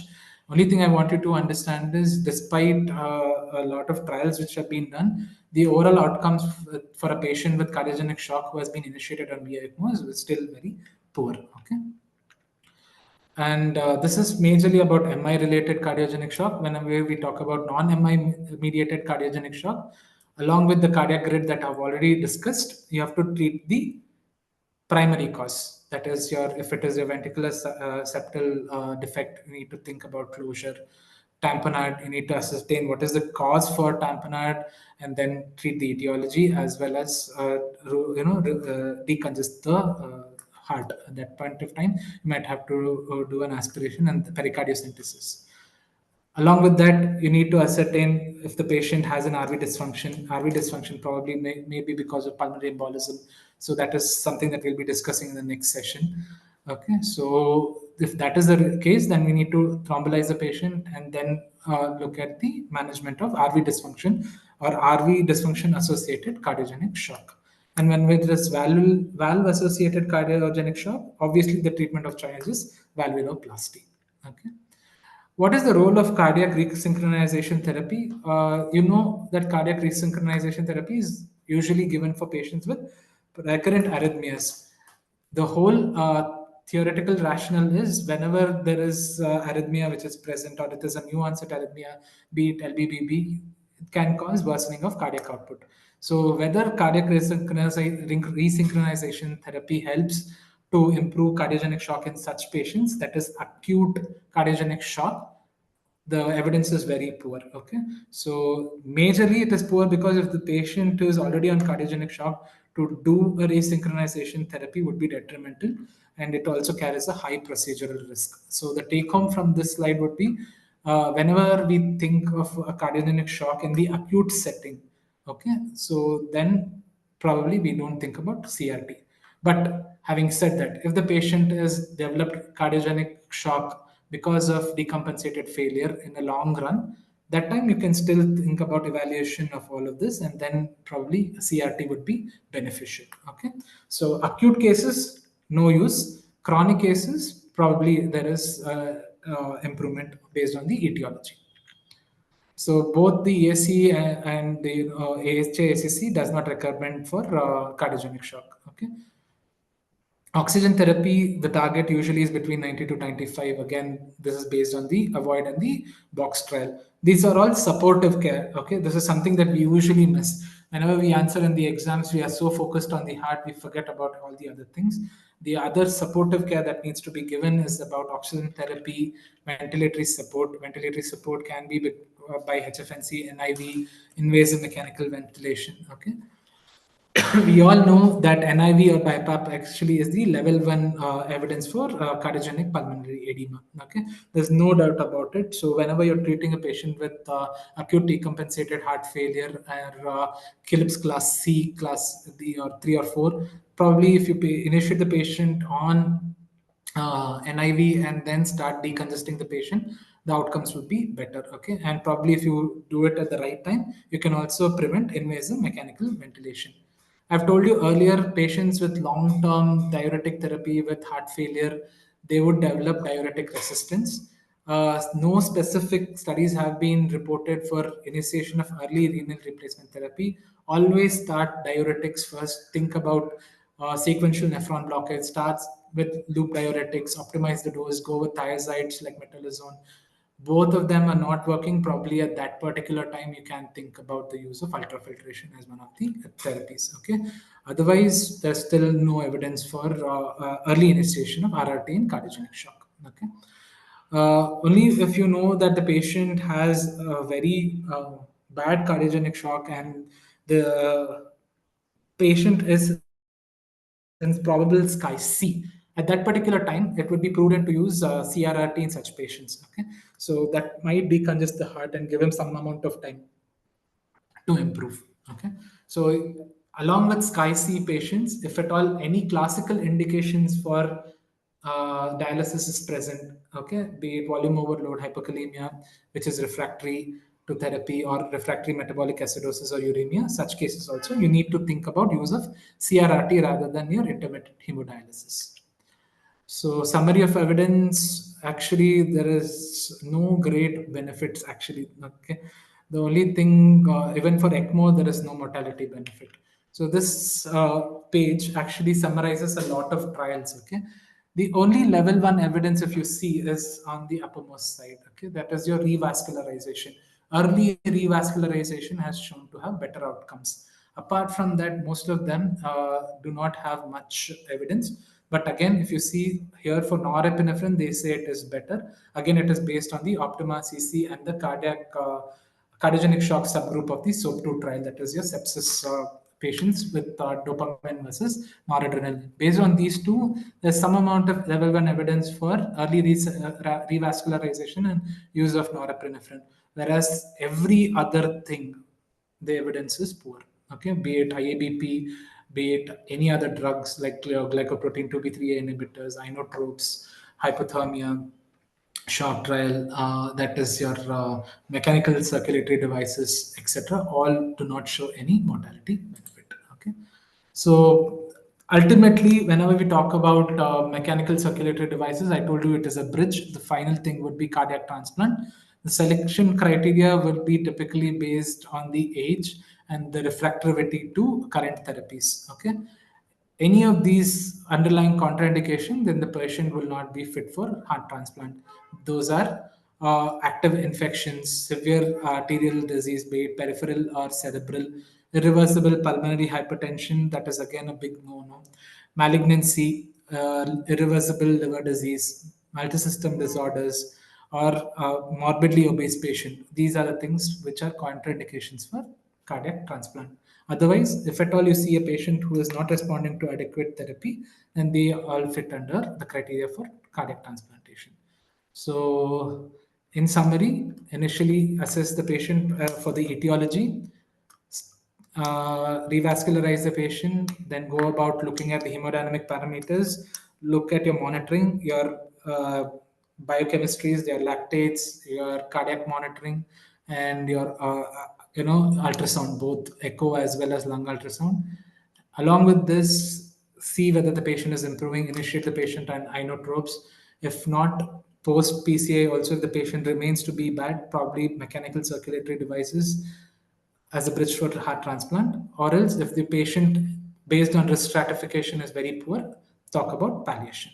Okay, so this is a similar slide. Okay, thank you. I'm already overshooting by at least half an hour, I think. So Niharika ma'am is waiting. Any questions? I'll be happy to answer. Please put them in the chat box. I'll be able to answer them. Thank you, Darshan. Thanks, ma'am.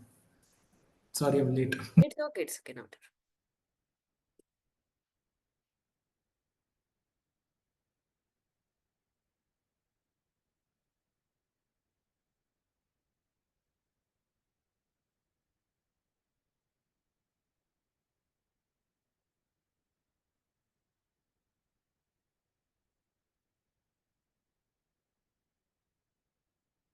Darshan, you're able to see the screen, Darshan? Yes, ma'am. Okay, okay. So, good evening, all. So, I think cardiogenic shock, a very, very important question, theory as well as practical, and it's been discussed in detail and very nicely by Dr. Darshan. So, we'll go to the next important topic, pulmonary embolism. So, pulmonary embolism could be a theory or a practical question, but most important for practical point of view. So, I would be discussing about the outline of the topic would be about introduction, what are the predisposing factors, pathophysiology, what is the clinical presentation, the pretest probabilities, the investigations, treatment, and a short note on two important topics. One is the pulmonary embolism in pregnancy and chronic thromboembolic pulmonary hypertension. So, if you ask me what were the previous year exam questions, so in theory, recently in the DRNB, nothing has been asked. Only previous FNB 2 to 3 times about the diagnosis and management of PE has been asked. But this is one of the potential question also for the theory. So coming to the topic, so what is pulmonary embolism? It is nothing but a thrombus either in the main pulmonary artery or at the bifurcation of the pulmonary artery or in one of its branches, that is the lobar branches. So usually where this thrombus arises, usually from the deep vein system. The most common site would be the lower extremities around 85%, followed by the pelvic, then the renal, upper extremity veins, and could be either from the right heart chambers. So these are the sites from where the thrombus arises and can move into the pulmonary arteries. Now coming to the epidemiology. So what is this VTE, venous thromboembolism? It includes both either DVT or it could be a pulmonary embolism. Any one of these can be called as VTE. So it is one of the third frequent cause of acute cardiovascular syndrome after myocardial infarction and stroke. Coming to the incidence, so PE occurs in around 40 to 115 per 1 lakh population, whereas DVT is more common than PE, around 50 to 160 per 1 lakh population. And the incidence is almost 8 times higher in individual aged more than 80 years. Now coming to the predisposing factors or the risk factors. So whenever they ask about the risk factors, so write it in a proper way. Like as in this PE, we divide the risk factors as strong risk factors, moderate risk factors, and weak risk factors. At least you need to remember around 4 to 5 risk factors in each of the categories. Now coming to the strong risk factors, so any fractures of the lower limb or previous hospitalization for heart failure or atrial fibrillation or flutter in the past 3 months, if the patient has underwent recent hip or knee replacement, or the patient had a major trauma, or if the patient had MI in the previous 3 months, or if the patient is having previous history of venous thromboembolism, either in the form of a DVT or a previous pulmonary embolism, and patients who have got a spinal cord injury. These are the patients who have strong or high risk for developing pulmonary embolism. Coming to the moderate risk factors, which may include any underlying central venous lines, which is most commonly we see in our ICUs, okay, any chemotherapy, post-chemotherapy patients, or arthroscopic knee surgery patients, or patients who is receiving oral contraceptives or postpartum period, all these carry a moderate risk factors, including cancer patient. Okay, now coming to the weak risk factors. So these are the patient who are like diabetes, any underlying comorbidities like diabetes mellitus or hypertension, or if the patient had a bed rest for more than 3 days, or if the patient had a prolonged car or air travel, or if the patient is having obesity, pregnancy, or underlying varicose veins. These are the patients who have a weak probability of developing the pulmonary embolism. Now, next coming to the pathophysiology. So, three important factors predisposed to pulmonary embolism. One is if the patient has a Virchow's triad, or if the patient has a prothrombotic states previously, underlying prothrombotic states, or if the patient had a history of VTE previously. Okay, these three contribute individually for the pathophysiology of pulmonary embolism. Now, as we all know, Virchow's triad is nothing but any underlying hypercoagulable state, if the patient has a vascular wall injury, plus if there is a circulatory stasis. Okay, so if you see this triad, so hypercoagulable states like malignancy, pregnancy, estrogen therapy, any trauma, especially for the lower limb, if the patient has sepsis, then all this leads to hypercoagulable states. Vascular wall injury secondary to trauma, venipuncture, any heart valve disease or atherosclerosis or presence of any indwelling catheters can lead to vascular wall injury. Or circulatory stasis secondary to atrial fibrillation, LV dysfunction, if the patient is immobile for a longer time, varicose veins, or any venous obstruction from tumor, pregnancy, or obesity may lead to stasis. And this triad causes pulmonary embolism. Now, coming to the underlying prothrombotic or hypercoagulable states. So, these hypercoagulable states could be congenital or could be acquired. So, examples of congenital would be any protein C deficiency or protein S deficiency, factor V Leiden mutations, underlying homocystinemia or sickle cell disease, or any other underlying congenital disorders. Now, coming to the acquired causes, the most common cause would be APLA, pregnancy, sickle cell anemia, nephrotic syndrome, any myeloproliferative disorders, patient is having an oral contraceptives or smoking can lead to acquired hypercoagulable states. Now, the pathophysiology continues. So, basically, pulmonary embolism actually causes disturbance in both the circulation as well as in the gas exchange. Okay, so RV failure occurs due to acute pressure overload and it is the primary cause of death in severe PE. So, RV failure basically is the cause of death in PE.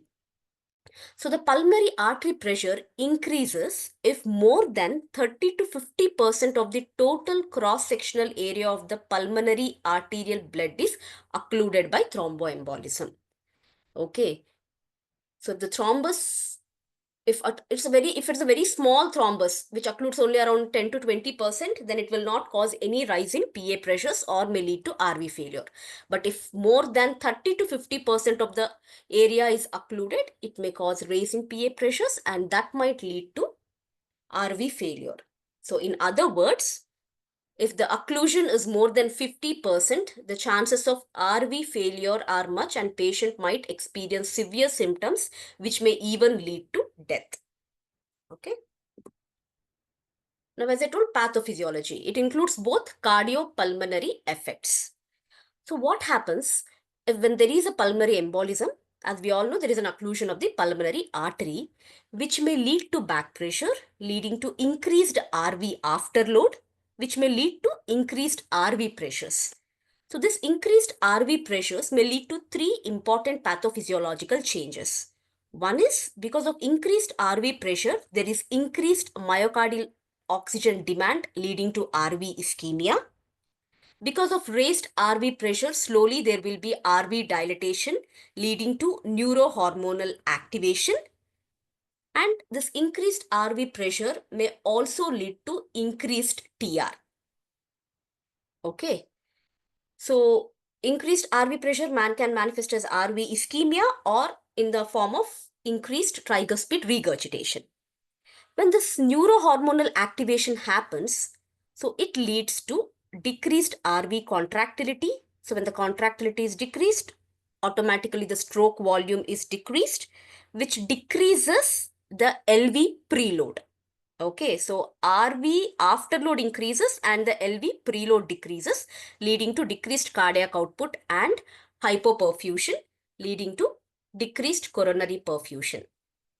Okay, so RV failure may further, if on a longer term, may lead to even the LV failure. Okay, so this is how it acts on the cardiac part.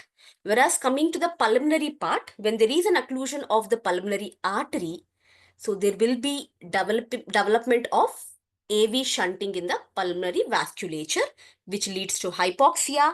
And if that further continues, it may lead to even RV ischemia. So this is the cardiopulmonary effects of pulmonary embolism. So what are the physiological changes which occur? As I told, due to vascular obstruction and due to secretion of some neurohumoral agents like serotonin, it leads to increased pulmonary vascular resistance. Due to impaired gas exchange, patient might experience hypoxemia. And because of a lot of dead space ventilation, because here what is happening?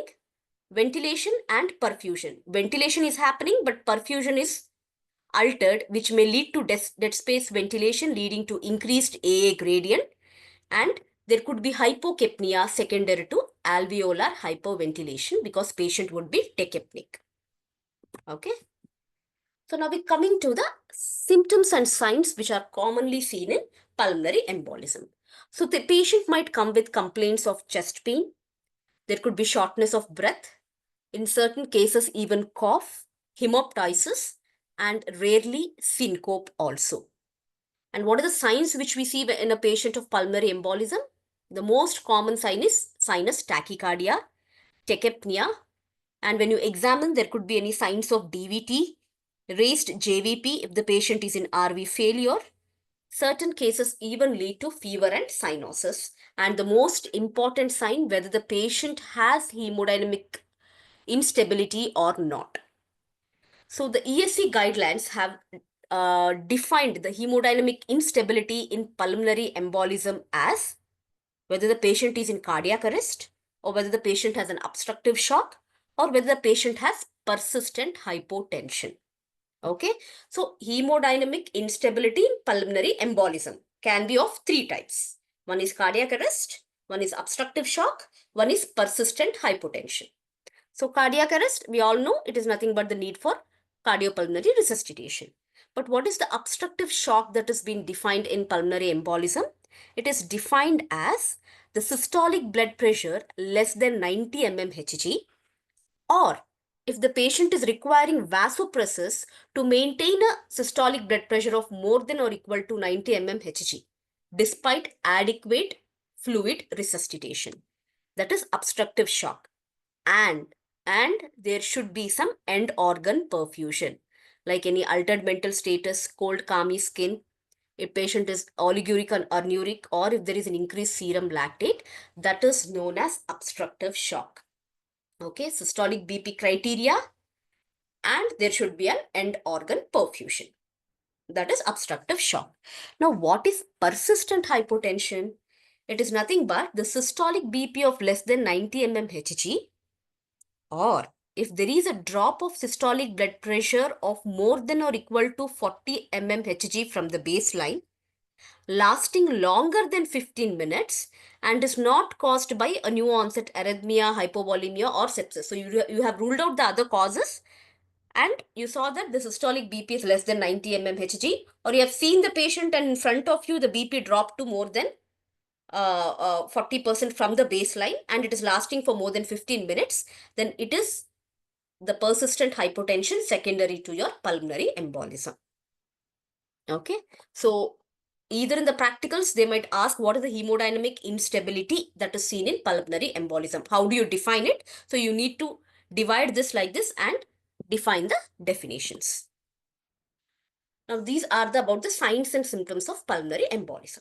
Now we have to next see or assess for the pretest probability whether this patient has a pulmonary embolism or not, because many of these patients may present with this, I mean, chest pain, shortness of breath, cough, hemoptysis syndrome, a lot of differential diagnosis will be there. So you should do, at least you should think for which patient we need to further test or do a CTPA or do a echo and see.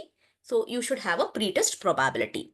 So what is this pretest probability? It includes three things. One is symptoms plus clinical findings plus presence of any predisposing factors for VTE. Okay, so they have grouped all these together and prepared a pretest probability. So this pretest probability was either a clinical judgment, it can be done, or it can be done by using a prediction rules. Okay, when you come to the clinical judgment pretest probability, it has lack of standardization. So we do not usually follow this clinical judgment. So the best way to assess the pretest probability is to do a prediction rules, and we have two important prediction rules. One is the revised Geneva rule and the Wells rule, or the revised Geneva score or Wells score, which we usually tell. So first would be the revised Geneva clinical prediction rule. Okay, so it has a lot of components. Okay, so whether you need to remember this completely need not require. So you just remember the simplified version. Okay, so the important components would be previous PE or DBT, heart rate, which is between 75 to 94 or more than or equal to 95. So if you go to the simplified version, the heart rate of more than or equal to 95 carries the highest score, that is the 2.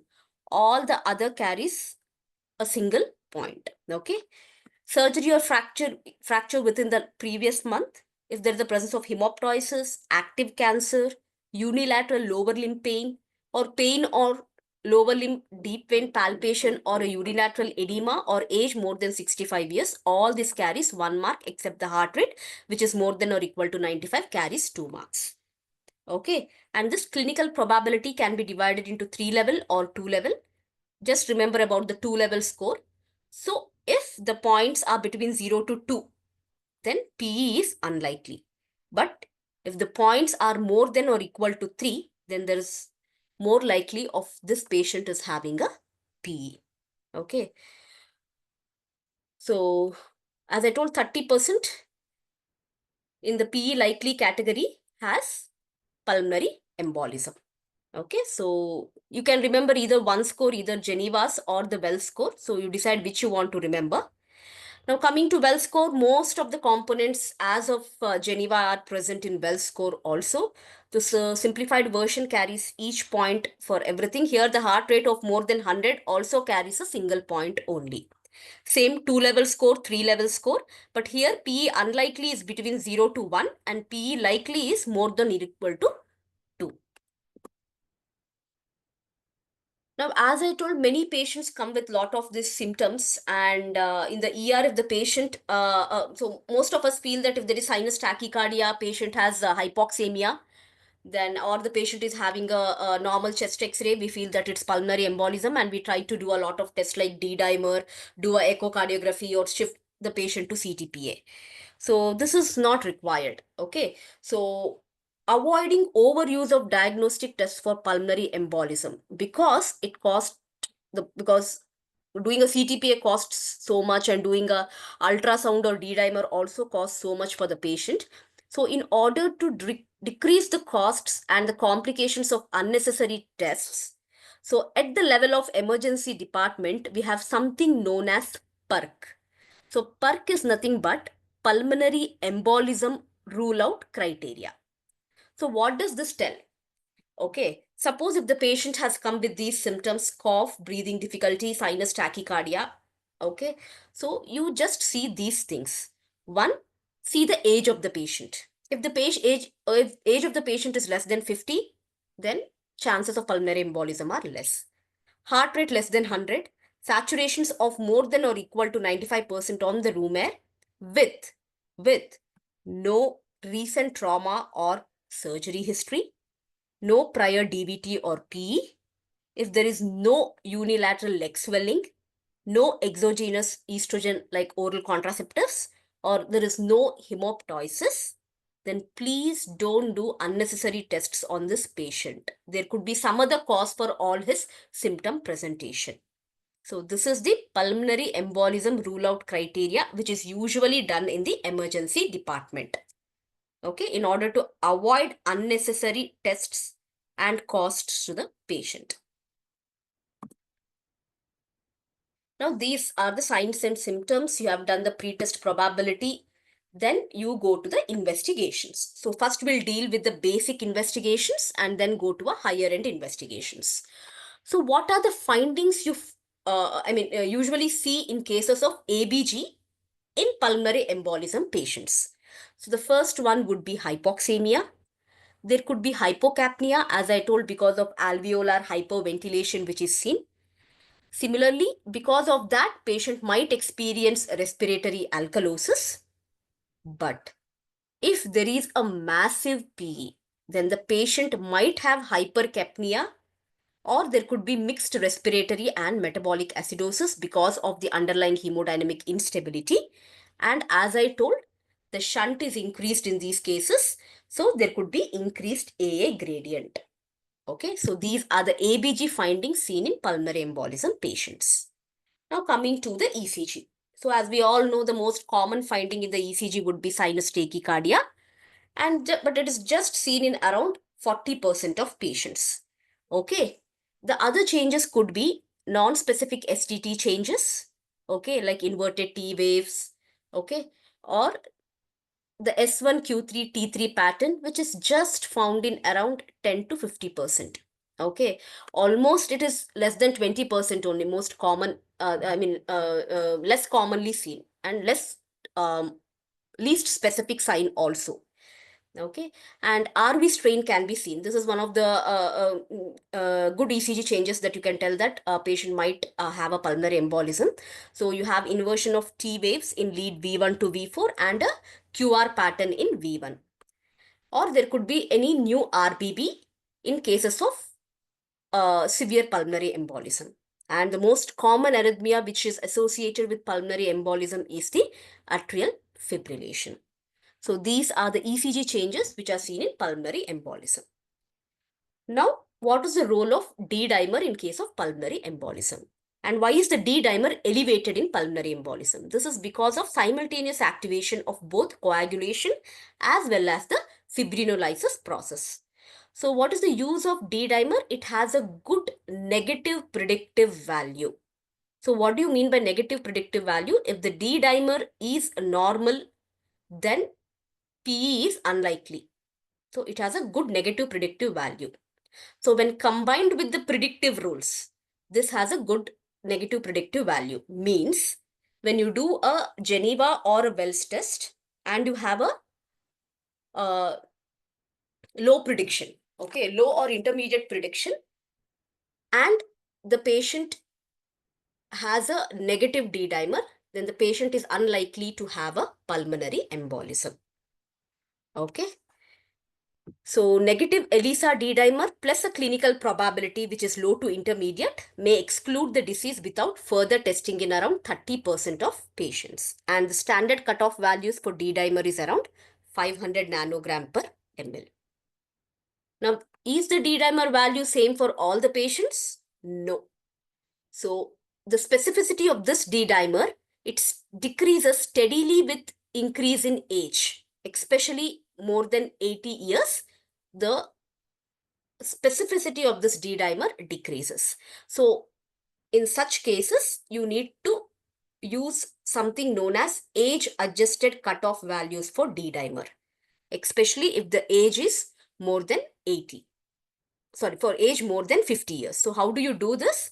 So age into 10 microgram per liter for patients aged more than 50 years. So you should use this. Suppose if the age is 70 years, 70 into 10 would be around 700. Okay, so this is the age adjusted D-dimer cutoffs for the patients. So there is something known as Year's algorithm, which takes D-dimer into consideration and three other components also. So what are the three other components? One is if you find any clinical signs of DVT, or if the patient has hemoptysis, or PE is most likely diagnosis that you suspect here, then you have something known as the Year's algorithm. So what does this Year's algorithm tells? If you have 0 Year's items, that is, if the patient has no clinical signs of DVT, no hemoptysis, and you're not suspecting PE, but if your D dimers are less than 1000, then PE is excluded. Okay. The other thing is, if you have 1 to 3 year items, means any of this is positive, or if all the three are also positive, but your D dimers are less than 500, then also your PE is excluded. Okay. But where do you think that, yes, you have to do a CTPA? If your D dimers are more than or equal to 1000, even though your years items are 0, then please order a CTPA. Otherwise, if you have 1 to 3 year items and your D dimers are more than or equal to 500, then that is the time where you order a CTPA. Okay, so this is a years algorithm which takes D dimer into consideration and one of the 3 years items also. Okay. Now coming to the biomarkers. There are two important biomarkers which we usually do here. One is the BNP or pro-BNP levels, and second one are the troponins. So why do we use these biomarkers in pulmonary embolism? So whenever there is an embolic event, as I told, there will be an increased pulmonary vascular resistance, which leads to increase in RV pressures. So this increase in RV pressures leads to RV infarction, which we already discussed, which leads to myofibril degradation, and hence the troponins increases in case of RV dysfunction. Second, this RV pressure increase may lead to increased RV shear stress. So whenever there is a shear stress increase, pressure increase or stress increase, then your natriuretic peptide release also increases, leading to increased pro-BNP levels.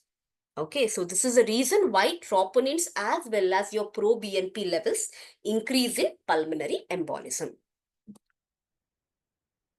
So as I told, BNP, it is a marker of RV dysfunction. So acute PE leads to RV pressure overload, which leads to increased myocardial stretch, release of B-type natriuretic peptide, and the pro-BNPs. So whenever these levels are increased, what does it indicate? It indicates the severity of RV dysfunction and the hemodynamic compromise which is associated with acute PE. Okay, so usually when there is a hemodynamic compromise, these things increases, whether you are BNP or the troponin levels. And the cutoff value which is used is less than 500 to exclude the diagnosis. Now coming to the troponins, so same. Elevated plasma troponin concentration on admission may be associated with a worse prognosis in the acute phase of PE. So both have a prognostic values. Now chest X-ray. So we finished ABG, we finished ECG, we finished about the biomarkers. Now coming next to the radiological investigations. So the first would be X-ray. So X-ray would be normal in around 30% of patients. Okay. And you have the different signs of X-ray, like you have the Fleischer sign, Hampton's hump, Westermarck sign, Knuckles sign, Pallas sign, Chang's sign, pleural effusions, or anything can be seen in the X-ray of these patients. So I don't know whether in theory they would be asking in detail. If you mention the signs, it's more than enough, but you have to know about what are the signs, because in your practicals, they might ask any of these signs. So important signs we'll just discuss. One is the Westermarck sign. What is this Westermarck sign? It is nothing but a focal peripheral hyperlucency secondary to oligemia. Because of the obstruction, there won't be any perfusion, okay, into the lungs. So that could be seen as a focal oligemia, which is present in one of the part of the chest X-ray. Okay. Next, there is a Fleschner's sign, which tells that there is a prominent central pulmonary artery. So your pulmonary artery may become more prominent here. Okay, so instead, this is the aorta which you see, knuckle of aorta. So below this, so you will be seeing the prominent pulmonary artery. This is about the Fleschner's sign. So other signs, I think you just go in detail. And one more sign is this one. What is this? Um, the Hampton's hump. This is also one of the important signs. So this is nothing but a dome shape. If you say this is a dome shaped pleural based opacification of the uh, lung, this is secondary to infarction. So if you see, this is the infarction which is seen. So this is nothing but the Hampton's hump. Okay, so these are some of the signs of chest X-ray, which are very important in diagnosing the pulmonary embolism. Now, very, very important is our bedside echo. So, point of care echo is one of the things that we usually do for any patient who present with some shock. So, what are the signs, echogenic signs that you see in case of pulmonary embolism? Okay, so there are 8 important signs. Okay, so as everyone knows, what happens to the RA-RV? Usually RA-RV dilatation is the most common uh, thing that you see in echo. And when you measure the basal RV by LV, the ratio should be more than 1. And there should be an evidence of McConnell sign. So what is McConnell sign? Anyone? Can you please unmute and tell me what is McConnell sign?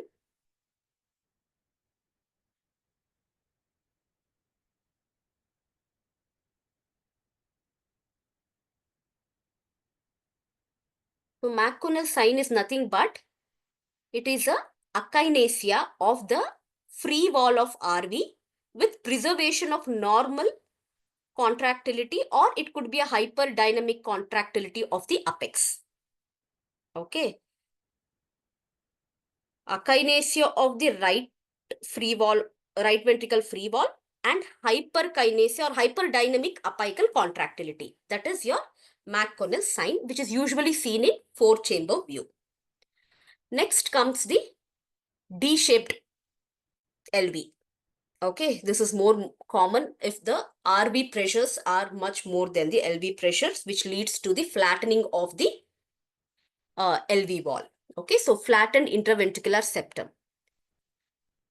Second, what happens to your IVC? So your IVC will be distended and there will be diminished inspiratory collapsibility, which is seen in the subcostal view. And the other signs would be, one is the 60-60 sign, okay, which is nothing but, what is 60-60? So the first 60 would be the acceleration time of the pulmonary ejection, which is less than 60 milliseconds. And what is the second, the down 60? It is nothing but the pressures. The peak systolic gradient, which occurs at the tricuspid valve, it is less than 60. So that is the 60-60 sign. Second, the TAPSE. Okay. What is TAPSE? That is tricuspid annular plane systolic excursion, which you usually see in M mode. If it is less than 16, then that is suggestive of RV failure. Indirectly, it is suggestive of pulmonary embolism. And what happens to your peak systolic velocity at the tricuspid annulus? That also is decreased. Okay. So these are the pressures or the signs which are seen in case of pulmonary embolism. And the most specific sign would be seeing a mobile thrombus in the right heart cavities, or when you keep it in the substernal view, uh, when you keep it at the suprasternal notch, you see thrombus in the pulmonary arteries. So that is the specific sign of pulmonary embolism. So you should know all these echogenic or echocardiographic signs of pulmonary embolism. Now, Coming to the advantages and disadvantages of the echo, as we all know, it is very, very helpful in those patients who are hemodynamically unstable, where we will not be able to do a CTPA. And also it helps to rule out other causes of hemodynamic instabilities like any cardiac tamponade, any valvular dysfunctions, hypovolemia, dissection, everything. Okay. Next, coming to the disadvantages, it has a weak negative predictive values if there are no signs of PE in the echo. Now, coming to the other investigations or the radiological things, the CTPA.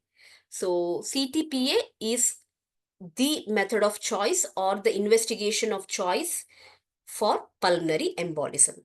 It helps to visualize the pulmonary arteries down to the subsegmental levels. So that is one of the advantages of doing a CTPA. So you should know a lot of strengths, weaknesses, and I think you can just go through it. So there are a lot of trials, okay, which had showed that CTPA would be has a good sensitivity and specificity in diagnosing PE. And one of the trial is the PIOPET 2 trial, okay. So we showed that CTPA has around 83% sensitivity and around 96% specificity for diagnosing the pulmonary embolism. And it is more important in case of patients uh, it also has a very good negative predictive value. That is, in patients with a lower intermediate clinical probability of PE, a negative CTPA has a high negative predictive values for PE. But its negative predictive value was only 60% if the pretest probability was high. Okay, so if you have a pretest probability between low and intermediate and the CTPA is negative, then yes, it has a very good predictive value. The sensitivity and specificity are higher in these cases. But if you have a high predictive values, pretest probability are very high, and the CTPA is negative, okay, then it is only 60% chances that the patient might not have a PE, but 40% of patients could have a PE also. Okay. So this is the CTPA. So the first one is showing that there is right segmental PE. This is the left pulmonary artery PE. Okay, and here also there is on the right side also there is some evidence of PE, and this is basically the saddle pulmonary embolism. The next important scan is the VQ scan or the lung scintigraphy. So what are the advantages of this VQ scan or lung scintigraphy? So basically it is done in two ways. One is the planar VQ scan and you have the VQ SPECT scan. So it has almost no contraindications. You can do it for any patients. Okay. And it is relatively inexpensive also. And it has low radiation compared to that of CTPA. Okay. Hence, it is usually used in cases of renal failure and pregnancy. So pregnancy, radiation risk is very less. And also renal failure, the contrast which is used here will not cause any uh, um, uh, I mean, any stress on the kidney leading to renal failure or the AKI. Okay, so VQ scan basically has two important phases. One is the perfusion phase, one is the ventilation phase. So in the perfusion phase, you give something known as the technetium 99 microaggregated albumin, whereas for the ventilation phase, you give some inhalation of the traces. Like you have the xenon gas, you have the krypton gas, or you have the technetium 99 aerosols. So you give all these things for to know about the ventilation phase. And all these nuclear traces are measured using a gamma camera, and then you will be knowing whether the patient has a mismatch or match. So what do you mean by matched? Okay, VQ mismatch we know, VQ match. So what is VQ match? Where there is both defect in ventilation as well as perfusion. So you can see both the abnormalities. That is known as VQ match, which is commonly seen in any parenchymal disease. Okay, what is VQ mismatch, which we usually see in pulmonary embolism, is that the ventilation is normal, but because there is a large thrombus sitting over there, the perfusion is hampered. So that is known as VQ mismatch, which is commonly seen in pulmonary embolism. Okay. The next scan would be a pulmonary angiograph. This was actually a gold standard historically, but it has a lot of limitations, like it is a most invasive procedures and it is not readily available in all the centers. So now it's become obsolete, and it has a high radiation also. Okay, so pulmonary angiography, now no one is doing it.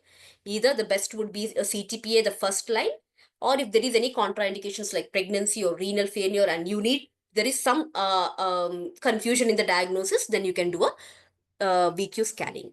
Okay, MRI, it also allows basically good imaging of the pulmonary vasculature, but due to time constraints, most probably we won't do the MRI. But MRI is also one of the modality to diagnose the pulmonary embolism.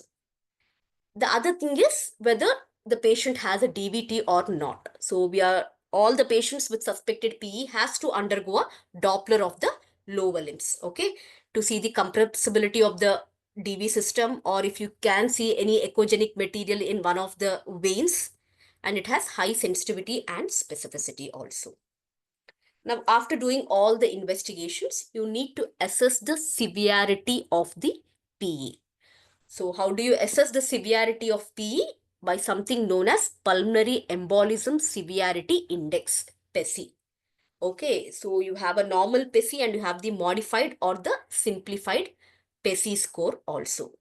So what are the components of this PESI score? So you have the age, the sex, if the patient has a comorbid illness like cancer, heart failure, or chronic lung disease, or any clinical findings like pulse of more than 110, systolic BP of less than 100, respiratory rate of more than 30, if the patient has temperature less than 36, or if there is an altered mental status and the arterial saturation of less than 90.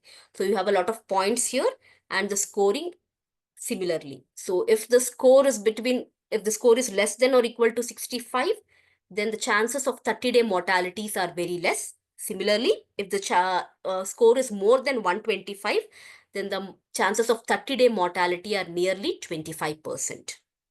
Okay, so simplified PESI has only around 6 components. Okay, so depending upon the same thing, we will be able to tell about the mortality. So now then coming to the classification of PE severity. Okay, so we classify this severity of PE as high, intermediate and low. And intermediate, we have the intermediate high and intermediate low. So what are the components which we take into consideration while assessing the PE severity? So 4 important components. One is the hemodynamic instability of the patient, and you classify your PESI, okay, either simplified PESI or the normal PESI score, okay, and you see whether the patient is having any RV dysfunction, either on the echo or on the CTPA, and if there is an elevated cardiac troponin levels. Okay, so you're going to take all these 4 parameters. When do you tell that the patient has a low risk of PE severity or low risk of mortality? When all these are negative. Okay, so there is no hemodynamic instability, there is no, PESI's classification is very low. That is, it could be either 1 or 2 classes. There is no RB dysfunction and the troponin levels are normal. So this is the patient whom you tell is the patient has a low mortality risk. Now coming to the intermediate. Intermediate has, as I told, low and high. So in intermediate low, the patient doesn't have any hemodynamic instability, but his PESI score is on the higher side. And there could be one positive. Either there could be a RB dysfunction or a elevated troponin levels, or there could be none also. But patient has a high PESI score. Then patient comes under intermediate low. What is intermediate high? Here also still the patient is hemodynamically stable. Okay, but the patient will have all the other 3, like the high PESI score, there is RB dysfunction and there is elevated troponin levels. But the patient is hemodynamically stable, and this is usually known as submassive PE. And in high, all the other things, including the hemodynamic instability is present, and this patient has a high mortality risk. Okay, so this is how you classify PE patients depending on the severity. Okay. So now this is done. Now we will move to how do we manage these patients. Okay, now suspected PE in a patient without any hemodynamic instability. So any PE, first you assess the clinical probability of the PE either by Geneva rule or your Wells score. Okay. So you have done and the patient falls into low or intermediate clinical probability. Okay. Then you do a D-dimer test. Okay. Suppose if the D-dimer is negative, then yes, the patient is not having PE, so no treatment is required. But your D-dimer is positive, so it is more than 500. Okay. Then, because the patient is hemodynamically stable, you do a CTPA. If the CTPA has no PE, then no treatment is required. But if the patient CTPA confirms the PE, then you require a treatment. Okay, so this is how you uh, come to the investigation part in patient with a hemodynamic instability. This is in case of low and intermediate. But if the patient has high clinical probability, okay, when you calculated your Geneva or this one, so the simplified Geneva has come more than or equal to 3, then you need not to do a D-dimer. Okay, directly do a CTPA if the patient is hemodynamically stable. Okay, and if there is a PE confirmed, then treat this patient. So D-dimer is only required in cases of low or intermediate clinical probability. Okay, so please, any patient coming to your ICU with the suspicion of PE, please calculate these scores first. Okay, this is one of the way. If you do like this, then you'll be easily able to write this question in your exam.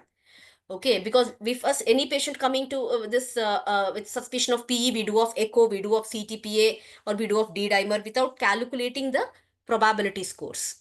If you calculate, then only you'll be able to remember and reproduce in your exams. Okay, so this is patient with hemodynamically stable condition. Now patient has come a suspected PE with hemodynamic instability. So in such cases, okay, you do if you're able to do the risk probabilities, do it. And first thing you do a bedside transthoracic echocardiography and see if there is an RV dysfunction. Okay, if there is no RV dysfunction, search for other causes of shock like cardiac tamponade or whatever it is, hypovolemia or anything.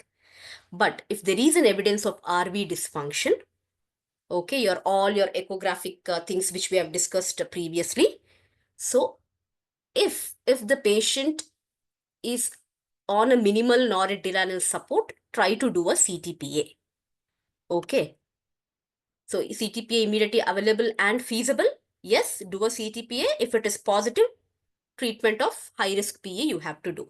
But if you are not able to do CTPA, but the patient is having a lot of signs of RV dysfunction, then just go and treat this patient as a pulmonary embolism patient. Okay, so this is how you approach diagnostically a patient with hemodynamic instability and a patient with hemodynamic stable patients. And where you have to do D-dimers is very, very important. Okay.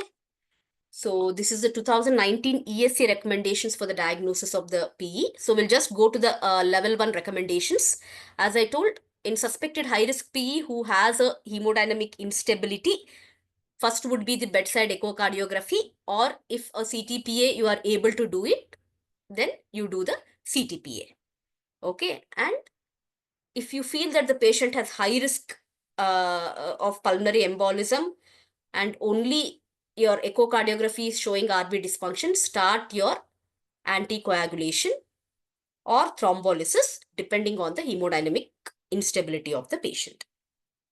Okay. So D-dimers are only required if the patient has a low to intermediate clinical probability. If the patient has a high risk of clinical probability, no need to do D-dimer, directly do a CTPA. Okay. So CTPA has a level 1 indication of doing it. And as I told, VQ scanning, it is recommended to reject the diagnosis of PE if the perfusion lung scan is normal. So it has also a level 1 recommendation. And lower limb compression tests or ultrasound in order to rule out the DVT. This also has a level 1 recommendation. Now we have diagnosed the PE. So now how to treat this pulmonary embolism patients? So three important things. One is you have to manage the hemodynamic and the respiratory part, or you have to provide the hemodynamic and respiratory support. Second would be anticoagulation. And third would be the reperfusion therapies. So we broadly divide the treatment of PE as this. Okay. So first would be the hemodynamic and respiratory support. So oxygen therapy and ventilation is required in these patients. So you provide supplemental oxygen only if the saturations are less than 90%. And if the patient is very tachypneic, requires some respiratory support, try with HFNC and non-invasive ventilation as much as possible, because when you put a patient on a ventilator or NIV, your positive intrathoracic pressures increases, which leads to decreased venous return and might worsen the cardiac output due to RV failure with high risk patients. So try avoiding mechanical ventilation in these patients, but if required, yes, do a lung protective ventilation. Now coming to the pharmacological treatment. Okay, so in the next class we will be discussing, this Saturday we'll be discussing about the RV failure. So we will be discussing in detail about the pharmacological treatment that is required. So just for your completion of the answer for pulmonary embolism, so you have to do an optimal volume optimization has to be done. So give small boluses of IV fluids. And if the patient is hemodynamically unstable, try to give vasopressors like norepinephrine and dobutamine. And nothing is possible, patient is actually having severe shock, then try doing a mechanical circulatory support in the form of VA ECMO. So as I told, mechanical circulatory temporary VA ECMO can be done. And suppose if the patient came to you with suspected PE and you wanted to do a thrombolysis, by then patient arrested. Okay, so you can give an accelerated thrombolytic therapy in these patients. I will let you know what is the dose for the same. And important is you need to continue your CPR for at least 60 to 90 minutes post thrombolysis dose. Okay, so you have given altiplase accelerated dose. After completion of that dose, you have to continue for 60 to 90 minutes of CPR before telling that the patient can't be revived. Okay, so you need to do 1 hour, minimum 1 hour of CPR, especially in pulmonary embolism patients. Okay, so this is about the initial hemodynamic and the respiratory support that has been provided to these patients. Next comes the anticoagulation in those patients who are hemodynamically stable. So what type of anticoagulation you provide? It is parenteral anticoagulation. So you can provide it either with subcutaneous or IV. The most commonly used is the subcutaneous, where you give a low molecular weight heparin or fondaparinux. And IV in certain patients where you use unfractionated heparin as an infusion. Okay. So coming to the low molecular weight or fondaparinux, it has a lower risk of inducing major bleeding and hit, and it doesn't require any monitoring of anti-10A levels. Okay, especially with the fondaparinux. And IV unfractionated heparin is restricted to those patients who have an overt hemodynamic instability or imminent hemodynamic decomposition, in whom primary reperfusion treatment will be necessary. Okay, in such patients, try to give a IV unfractionated heparin, or in patients who have serious renal impairment, okay, with the creatinine clearance of less than or equal to 30 ml per minute and severe obese patients, you try to give IV unfractionated heparin. Otherwise, in all the other patients, the best anticoagulation would be a low molecular weight heparin or the fondaparinux. So if you see, these are the doses of the low molecular weight heparins. So the most common we use is the enoxaparin. So can be given as a dose of 1 mg per kg, or a BD dose, or 1.5 mg kg per kg OD dose. The other things you can just go. Fondaparinux is depending upon the body weight of the patient, and it has a once daily dosing thing. And if you're giving an unfractionated heparin in the form of IV dose, so you need to monitor your APTT, and it has to be kept at a therapeutic level. Okay, so the best would be 1.5 to 2 times the baseline. So you need to adjust the infusion accordingly. Okay, so initially you give a bolus of around 80 units per kg, and then you start an infusion of around 40 units per kg, and then you monitor, okay, whether to decrease or increase the infusion rate. So this is about the parenteral anticoagulation that has been given. So can we give the oral anticoagulants, the non-vitamin K antagonist or the NOACs?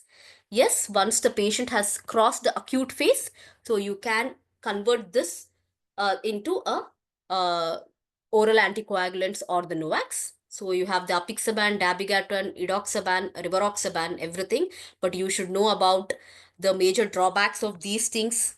So where to avoid what drugs, especially you should know about the renal elimination of these drugs, where and all it is contraindicated. Okay, and you should always know the reversal agents for these. Okay, because chances of bleeding are very high with these NOACs. So you should know in detail about the reversal agents also. So you just go through this table when you have time. Though these are the trials of Novavax in VTE. I think yesterday, I think yes, day before yesterday, Dr. Shriyari has also discussed about these trials. So just go through this, which has benefit in VTEs. Okay. So for dabigatran, you have the Recover and Recover 2 trial. For rivaroxaban, you have the Anstin trial. And for apixaban, you have the Amplify trial. And for edoxaban, you have the Hukusai VTE trial. Okay. Now next comes the vitamin K antagonists, that is our warfarin. So when you're using vitamin K anticoagulants, it has to be used in parallel with your other anticoagulants, like if you're giving unfractionated low molecular weight or fondaparinux. Okay, so start it along with these things, and you need to continue these subcutaneous or the low molecular weight heparins till 5 days or until the INR value is around 2 to 3. Okay, till then you need to give it in parallel. Then you can stop your IV or the subcutaneous heparins and you can continue your warfarin. Okay, the starting dose would be around 10 mg in younger patients and around 5 mg in case of older patients more than 60 years. And as I told, the dose can be adjusted by aiming for a INR of around 2 to 3. So this is about the anticoagulation which can be given in PE patients. And next comes those patients who are hemodynamically unstable where you require a reperfusion treatment. So the first reperfusion treatment would be the systemic thrombolysis. Okay, so thrombolytic therapy, it leads to a faster improvements in pulmonary obstruction. Okay, it reduces the pulmonary pressures and improves the mortality compared to unfractionated heparin alone. Okay. So these improvements are accompanied by reduction in RV dilatation and echocardiography. So pre-thrombolysis and post-thrombolysis, if you see your echocardiographic changes, there would be a lot of improvement post-thrombolysis. Okay, and the greatest benefit is observed when the treatment is initiated within 48 hours of symptom onset. Okay, and if the patient is still experiencing some symptoms, you can even do the thrombolysis till 6 to 14 days. But the patient should be symptomatic enough. Okay, so best would be within 48 hours, but you can continue it up to 16 to 14 days if the patient is symptomatic. Okay, so what are the drugs which are available for systemic thrombolysis in PE? So you have the RTPA, or the alteplase, streptokinase, and the urokinase. So you should know the doses for these. Okay. So for alteplase, it will be over 2 hours. Okay. And the lower one is 0.6 mg per kg over 15 minutes is the accelerated dose, which is given in patients with suspected PE who had a cardiac arrest. Okay. So as I told previously that you need to give CPR 60 to 90 minutes. So you have to give in those patients whom you suspect there is a PE, had a cardiac arrest, load immediately 0.6 mg per kg of altiplase, give it in 15 minutes, then continue your CPR for 60 to 90 minutes. So this is the accelerated regime. Okay, that is given in cardiac arrest patients. Now coming to the streptokinase, it is 2.5 million loading over 30 minutes followed by 1 lakh over 12 to 24 hours. Okay. And the accelerated regime, this is for the cardiac arrest patients where you give 1.5 millions over 2 hours. Okay. So initially they were doing the streptokinase, but now I think RTPA, altiplase is the best one. So you can give it in 15 minutes and try the CPR. Also, urokinase is also used for thrombolysis if there is no availability of streptokinase or the altiplase. So you should know the contraindications for thrombolysis anywhere, either in the stroke, either in PE, or either in MI. Okay, so you have the relative contraindications, absolute contraindications. So please go through them properly. Now, the first one is the systemic thrombolysis. That is one of the reperfusion strategy. The second strategy is about the percutaneous catheter directed treatment. Okay, so this is nothing but the mechanical reperfusion. Okay, so it is based on the insertion of a catheter in the pulmonary arteries via the femoral roots. You have different types of catheter directed treatments. Could be direct catheter directed treatment or direct catheter directed thrombolysis, or it could be ultrasound assistant. Okay, a lot of techniques are there, need not to know much in detail. And the last one is surgical embolectomy. Okay, so in acute PE, it is usually carried out with cardiopulmonary bypass without an aortic cross clamping and cardioplegic cardiac arrest, followed by incision of two main pulmonary arteries with the removal or suction of the fresh clots. Okay, so favorable outcomes are seen in those patients who has a high risk PE with or without cardiac arrest, and in selected cases of intermediate risk PE. So try for a intravenous thrombolysis. Still, if the patient is not improving, then you can either do a percutaneous catheter directed thrombolysis, or finally, if nothing is with that also patient is not improving, then surgical embolectomy is done. Okay. So if you see the class 1 evidence here, so for the treatment of pulmonary embolism, so those patients who are at high risk PE, who are hemodynamically stable, start with unfractionated heparin or your low molecular weight heparin. So high risk patients who are hemodynamically unstable, systemic thrombolysis therapy is recommended. And surgical pulmonary embolectomy is recommended for patients with high risk PE in whom thrombolysis is contraindicated or it has been failed. Okay. So this is about the initial anticoagulation, what to use, when to use. Okay. So we have discussed it in detail. So now coming to something known as multidisciplinary pulmonary embolism teams. Okay. So this concept is basically uh, involved in those patients with a severe or high risk PE. Okay, and it was being introduced in USA.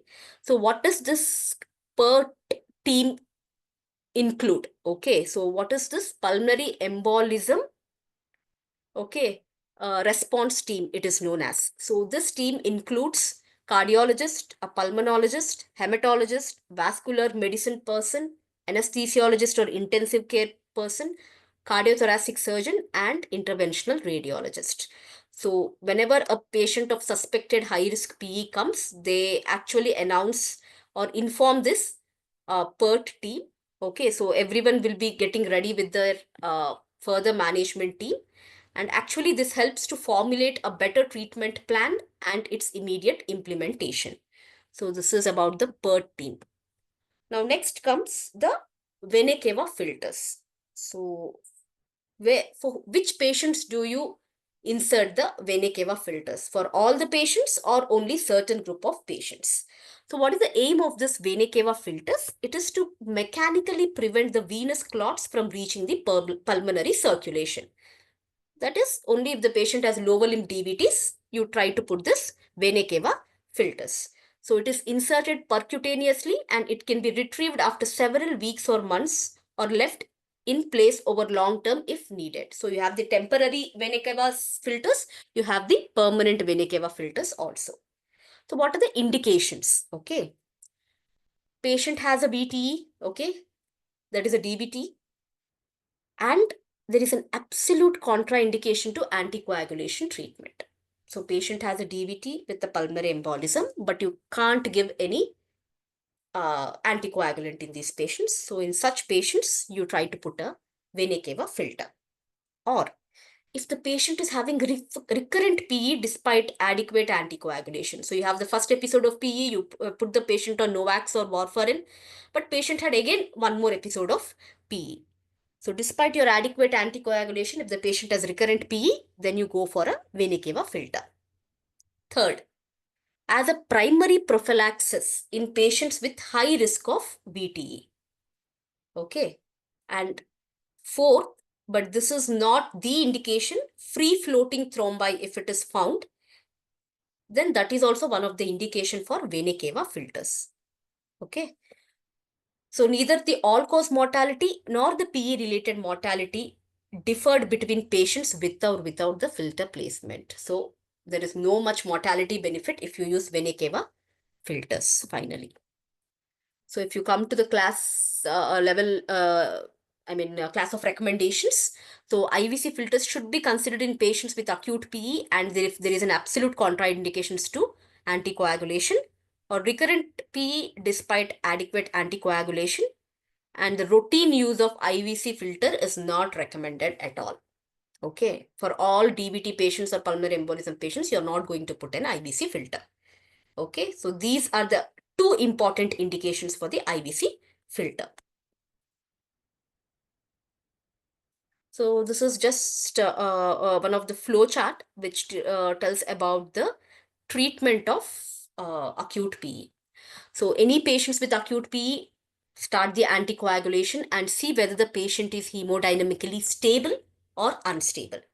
If the patient has an hemodynamic, if the patient is hemodynamically unstable, then the best treatment is the reperfusion treatment. Okay, either with the start with IV thrombolysis, not working, then go for either catheter directed thrombolysis or go for your surgical embolectomy. Okay.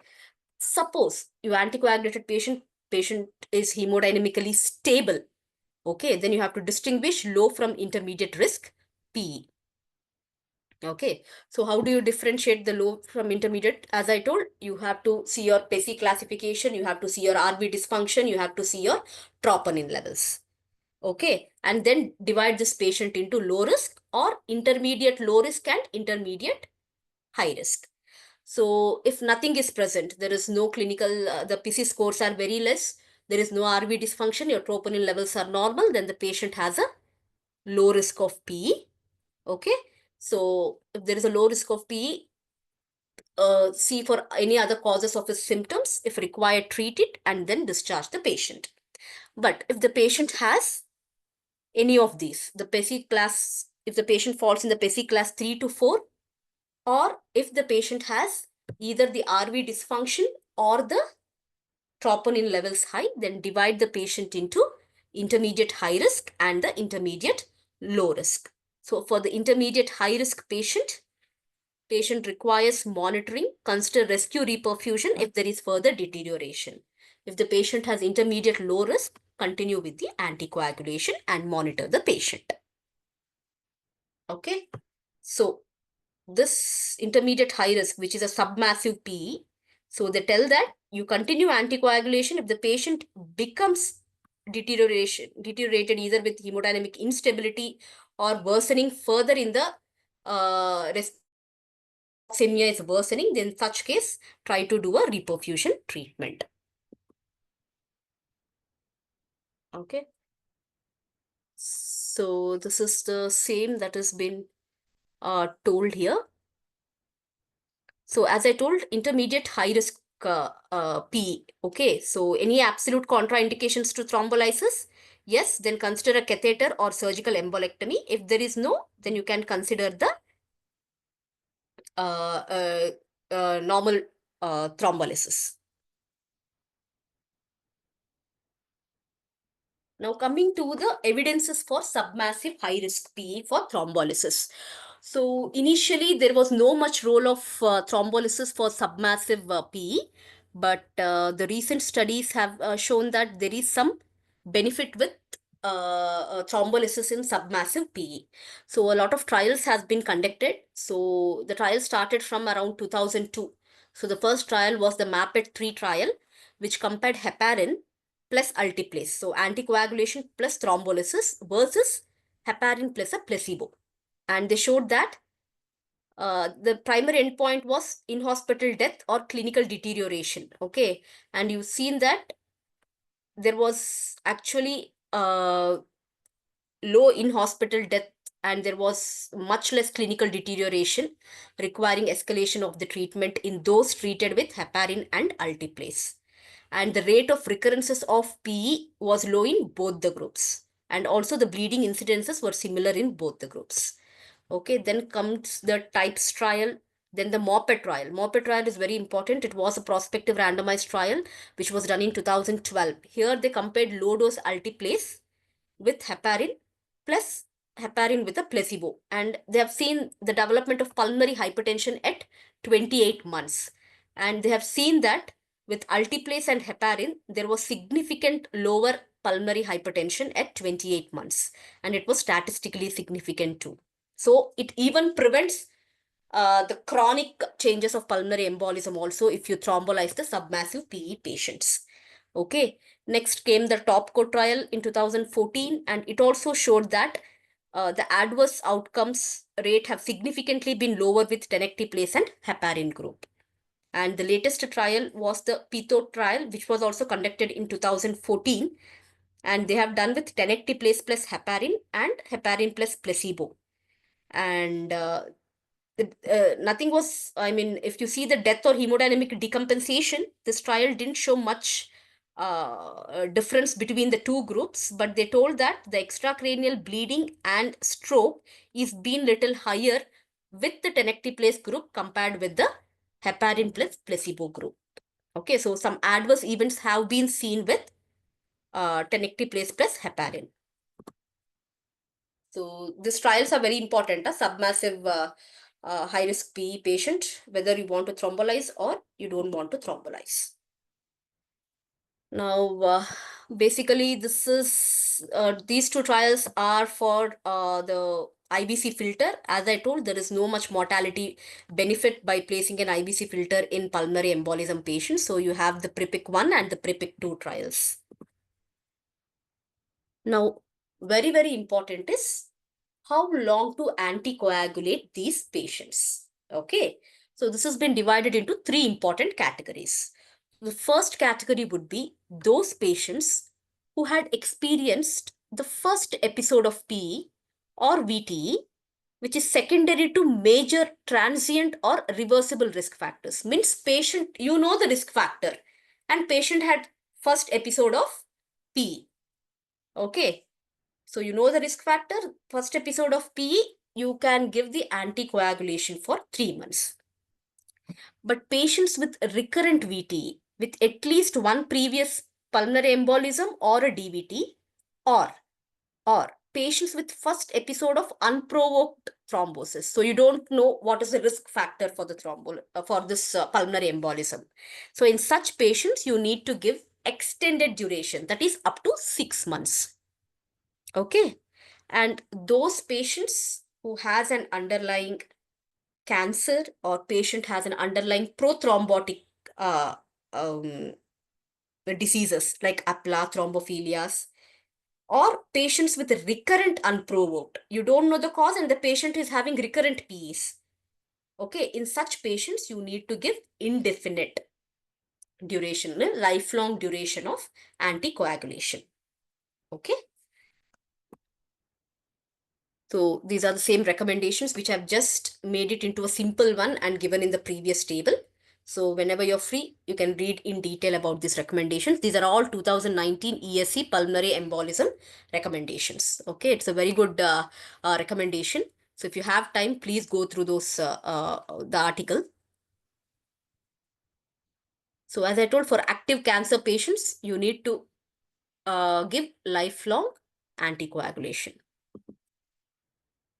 So this completes about the proper pulmonary embolism. Now, as I told, two important small topics which can be asked in your exam.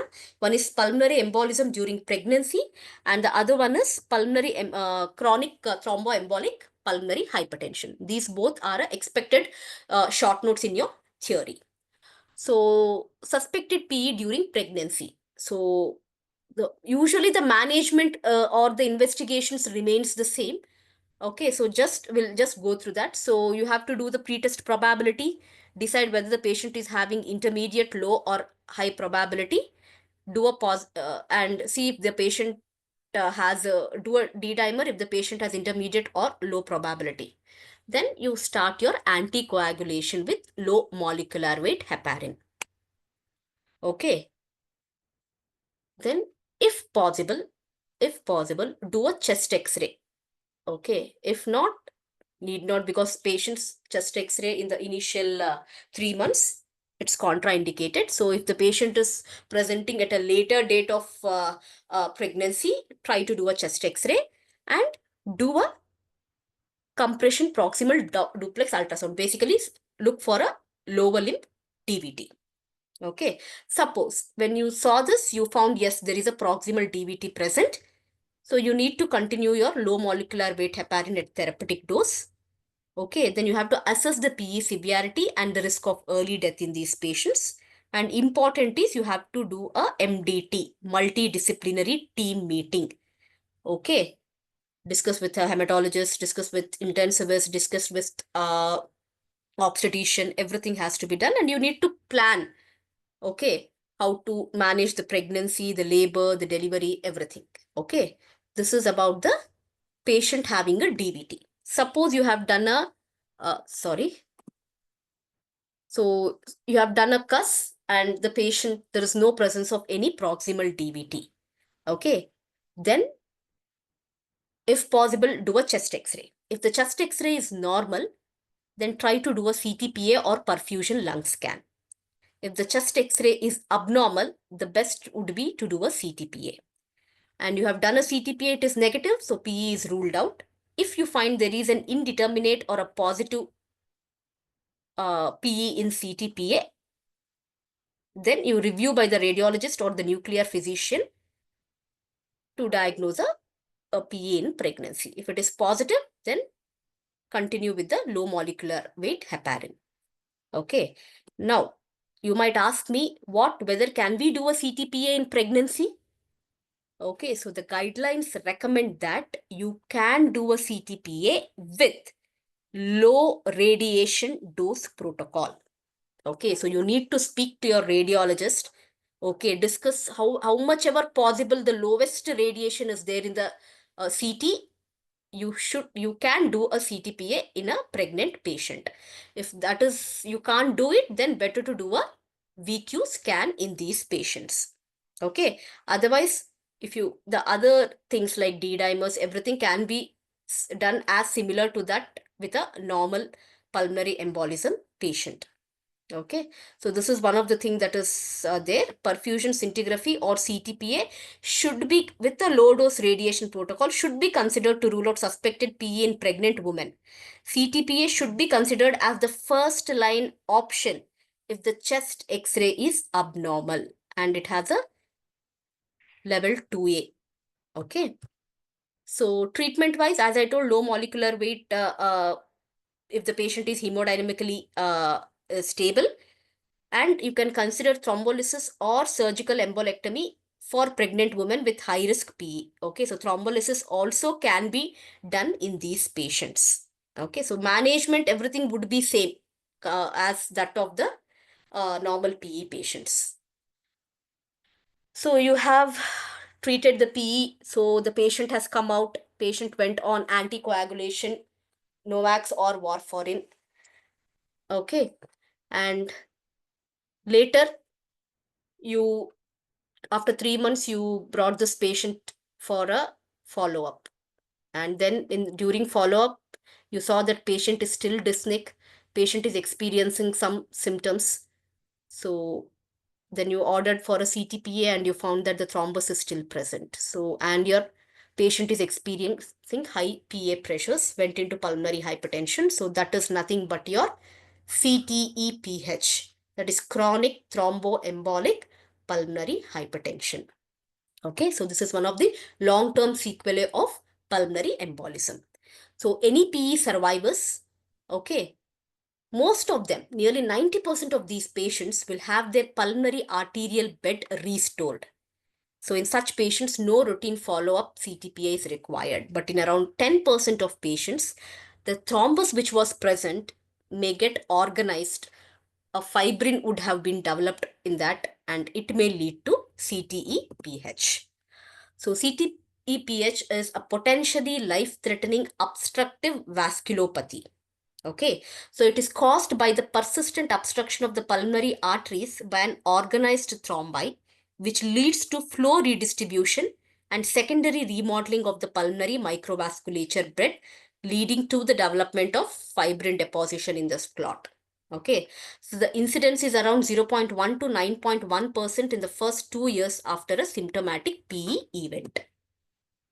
Now, this is one of the pathogenesis of the CTEPH. So, as I told, see, 90% of the patient who has an acute pulmonary thromboembolic event, they have a clot resolution either by mechanical breakdown or by fibrinolysis.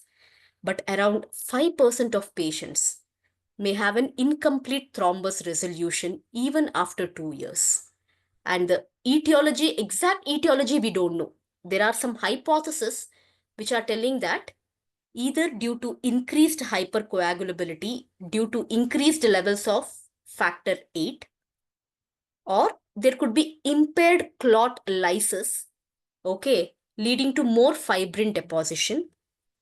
Third, there could be impaired angiogenesis due to impaired uh, some hormonal factors, okay.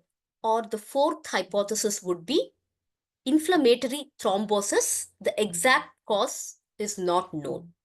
Due to these things, there is no resolution of this clot and the patient might experience a chronic thrombus leading to pulmonary hypertension.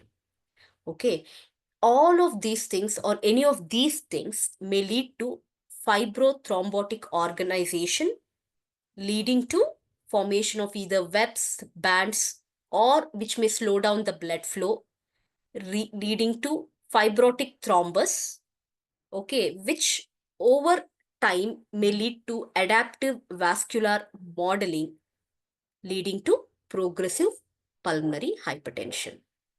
Okay, so this is the pathogenesis behind the chronic thromboembolic pulmonary hypertension. So, which patients actually develop the CTEPH? Okay, so those patients, okay, who have a previous episode of PE or DVT. So recurrent PE or DVT patients might experience this. Or if you found a large pulmonary arterial thrombi, either the saddle thrombus patients. Okay, so these are the patients who might develop CTEPH. Or when you do a echo, there is signs of pulmonary hypertension or RV dysfunction. Okay, severe pulmonary hypertension or RV dysfunction. Or if the CTPA findings are suggestive of pre-existing chronic thromboembolic disease. Okay, so these are the patients who have the highest risk of developing the CTEPH. Or those patients who have a concomitant chronic diseases, like if the patient has a ventricular shunts, okay, patients with infected chronic IV lines or pacemakers, any thrombophilic disorders, history of cancer, myeloproliferative disorders, all these patients might experience CTEPH after a first episode of pulmonary embolism. Okay, so these are the risk factors. So you have diagnosed the patients with acute PE, you have anticoagulated, so you told them to come after 3 to 6 months, okay, depending upon whether the patient has an unprovoked or a provoked PE. Okay, so after 3 to 6 months, you're going to assess the functional status of the patient or ask him if there are any signs of dyspnea. Yes, if the patient has any dyspnea or any functional limitations, do a transthoracic echocardiography. Okay, and then determine the probability of these patients having a pulmonary hypertension. So this probability can be divided into low, intermediate, and high depending upon a lot of things. Okay. So you see the clinical manifestations of right ventricular failure. You see the rate of progression of symptoms. If the dyspnea is worsening very fast, or if the patient is experiencing recurrent episodes of syncope. Okay, and do important tests, the 6-minute walk test, assess the WHO functional status of the patient, and do a ergospirometry. Then divide these patients into low risk, intermediate risk, and high risk. So you have done a TTE, you have determined the probability of these patients having the pulmonary hypertension as low, intermediate, and high. Okay, so if there is a low risk of these patients having a pulmonary hypertension, then you have to seek an alternative cause of dyspnea. If the patients had the intermediate risk of pulmonary hypertension, probability of having this pulmonary hypertension, then as I told, you have to see whether the patient is having elevated NT-proBNP levels, if the patient is having the risk factors which I mentioned previously, or if the patient is having any abnormal exercise tests, then these are the patients who might require a VQ scan, or those patients who have a high probability of having this pulmonary hypertension, then do a VQ scan in these patients. Okay, then see whether the patient has a matched or mismatched VQ scan, and then diagnose whether this patient needs a further treatment or doesn't require a further treatment. Okay, so now what is the treatment of the chronic thromboembolic pulmonary hypertension? So the first choice would be doing a surgery on these patients. That is the pulmonary end arterectomy, it is known as. Okay. So this is the treatment of choice for those who are operable. Okay. For those who are inoperable, okay, mostly their functional status is not so good. In such patients, you can do balloon pulmonary angioplasty. Okay. For those who are inoperable, surgery is the first choice, pulmonary endarterectomy. If those who are not able to undergo the surgery, do a balloon pulmonary angioplasty. And simultaneously, you have to give some pharmacological treatment also, like continue the anticoagulants, give some diuretics. In case if the patient requires, you can give LTOT at home, oxygen therapy. Okay, as I told, these patients might require lifelong oral anticoagulation. Even if you have done a surgical PEA or a balloon pulmonary angioplasty, these patient requires lifelong anticoagulation. So indefinite, also CTEPH also falls in that indefinite period of anticoagulation.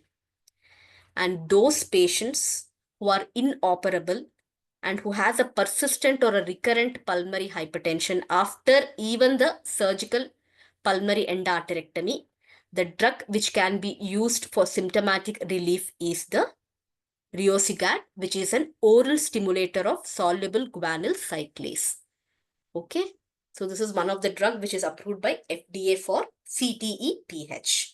In those patients who are inoperable or who are experiencing persistent or recurrent PH even after the surgery, in such cases, you can use this drug. Okay, so these are, in short, the 2019 recommendations for PE. I think most of it we have discussed. So if you have time, please go through the article or you can just go through these recommendations. Okay, thank you.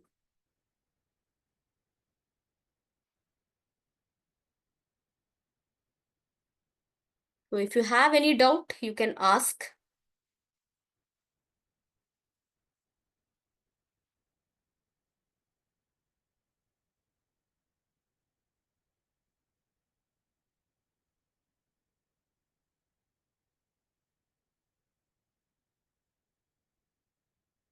Okay, shall we end the session now here? So if you have any doubts, you can post it in the group or can message personally also.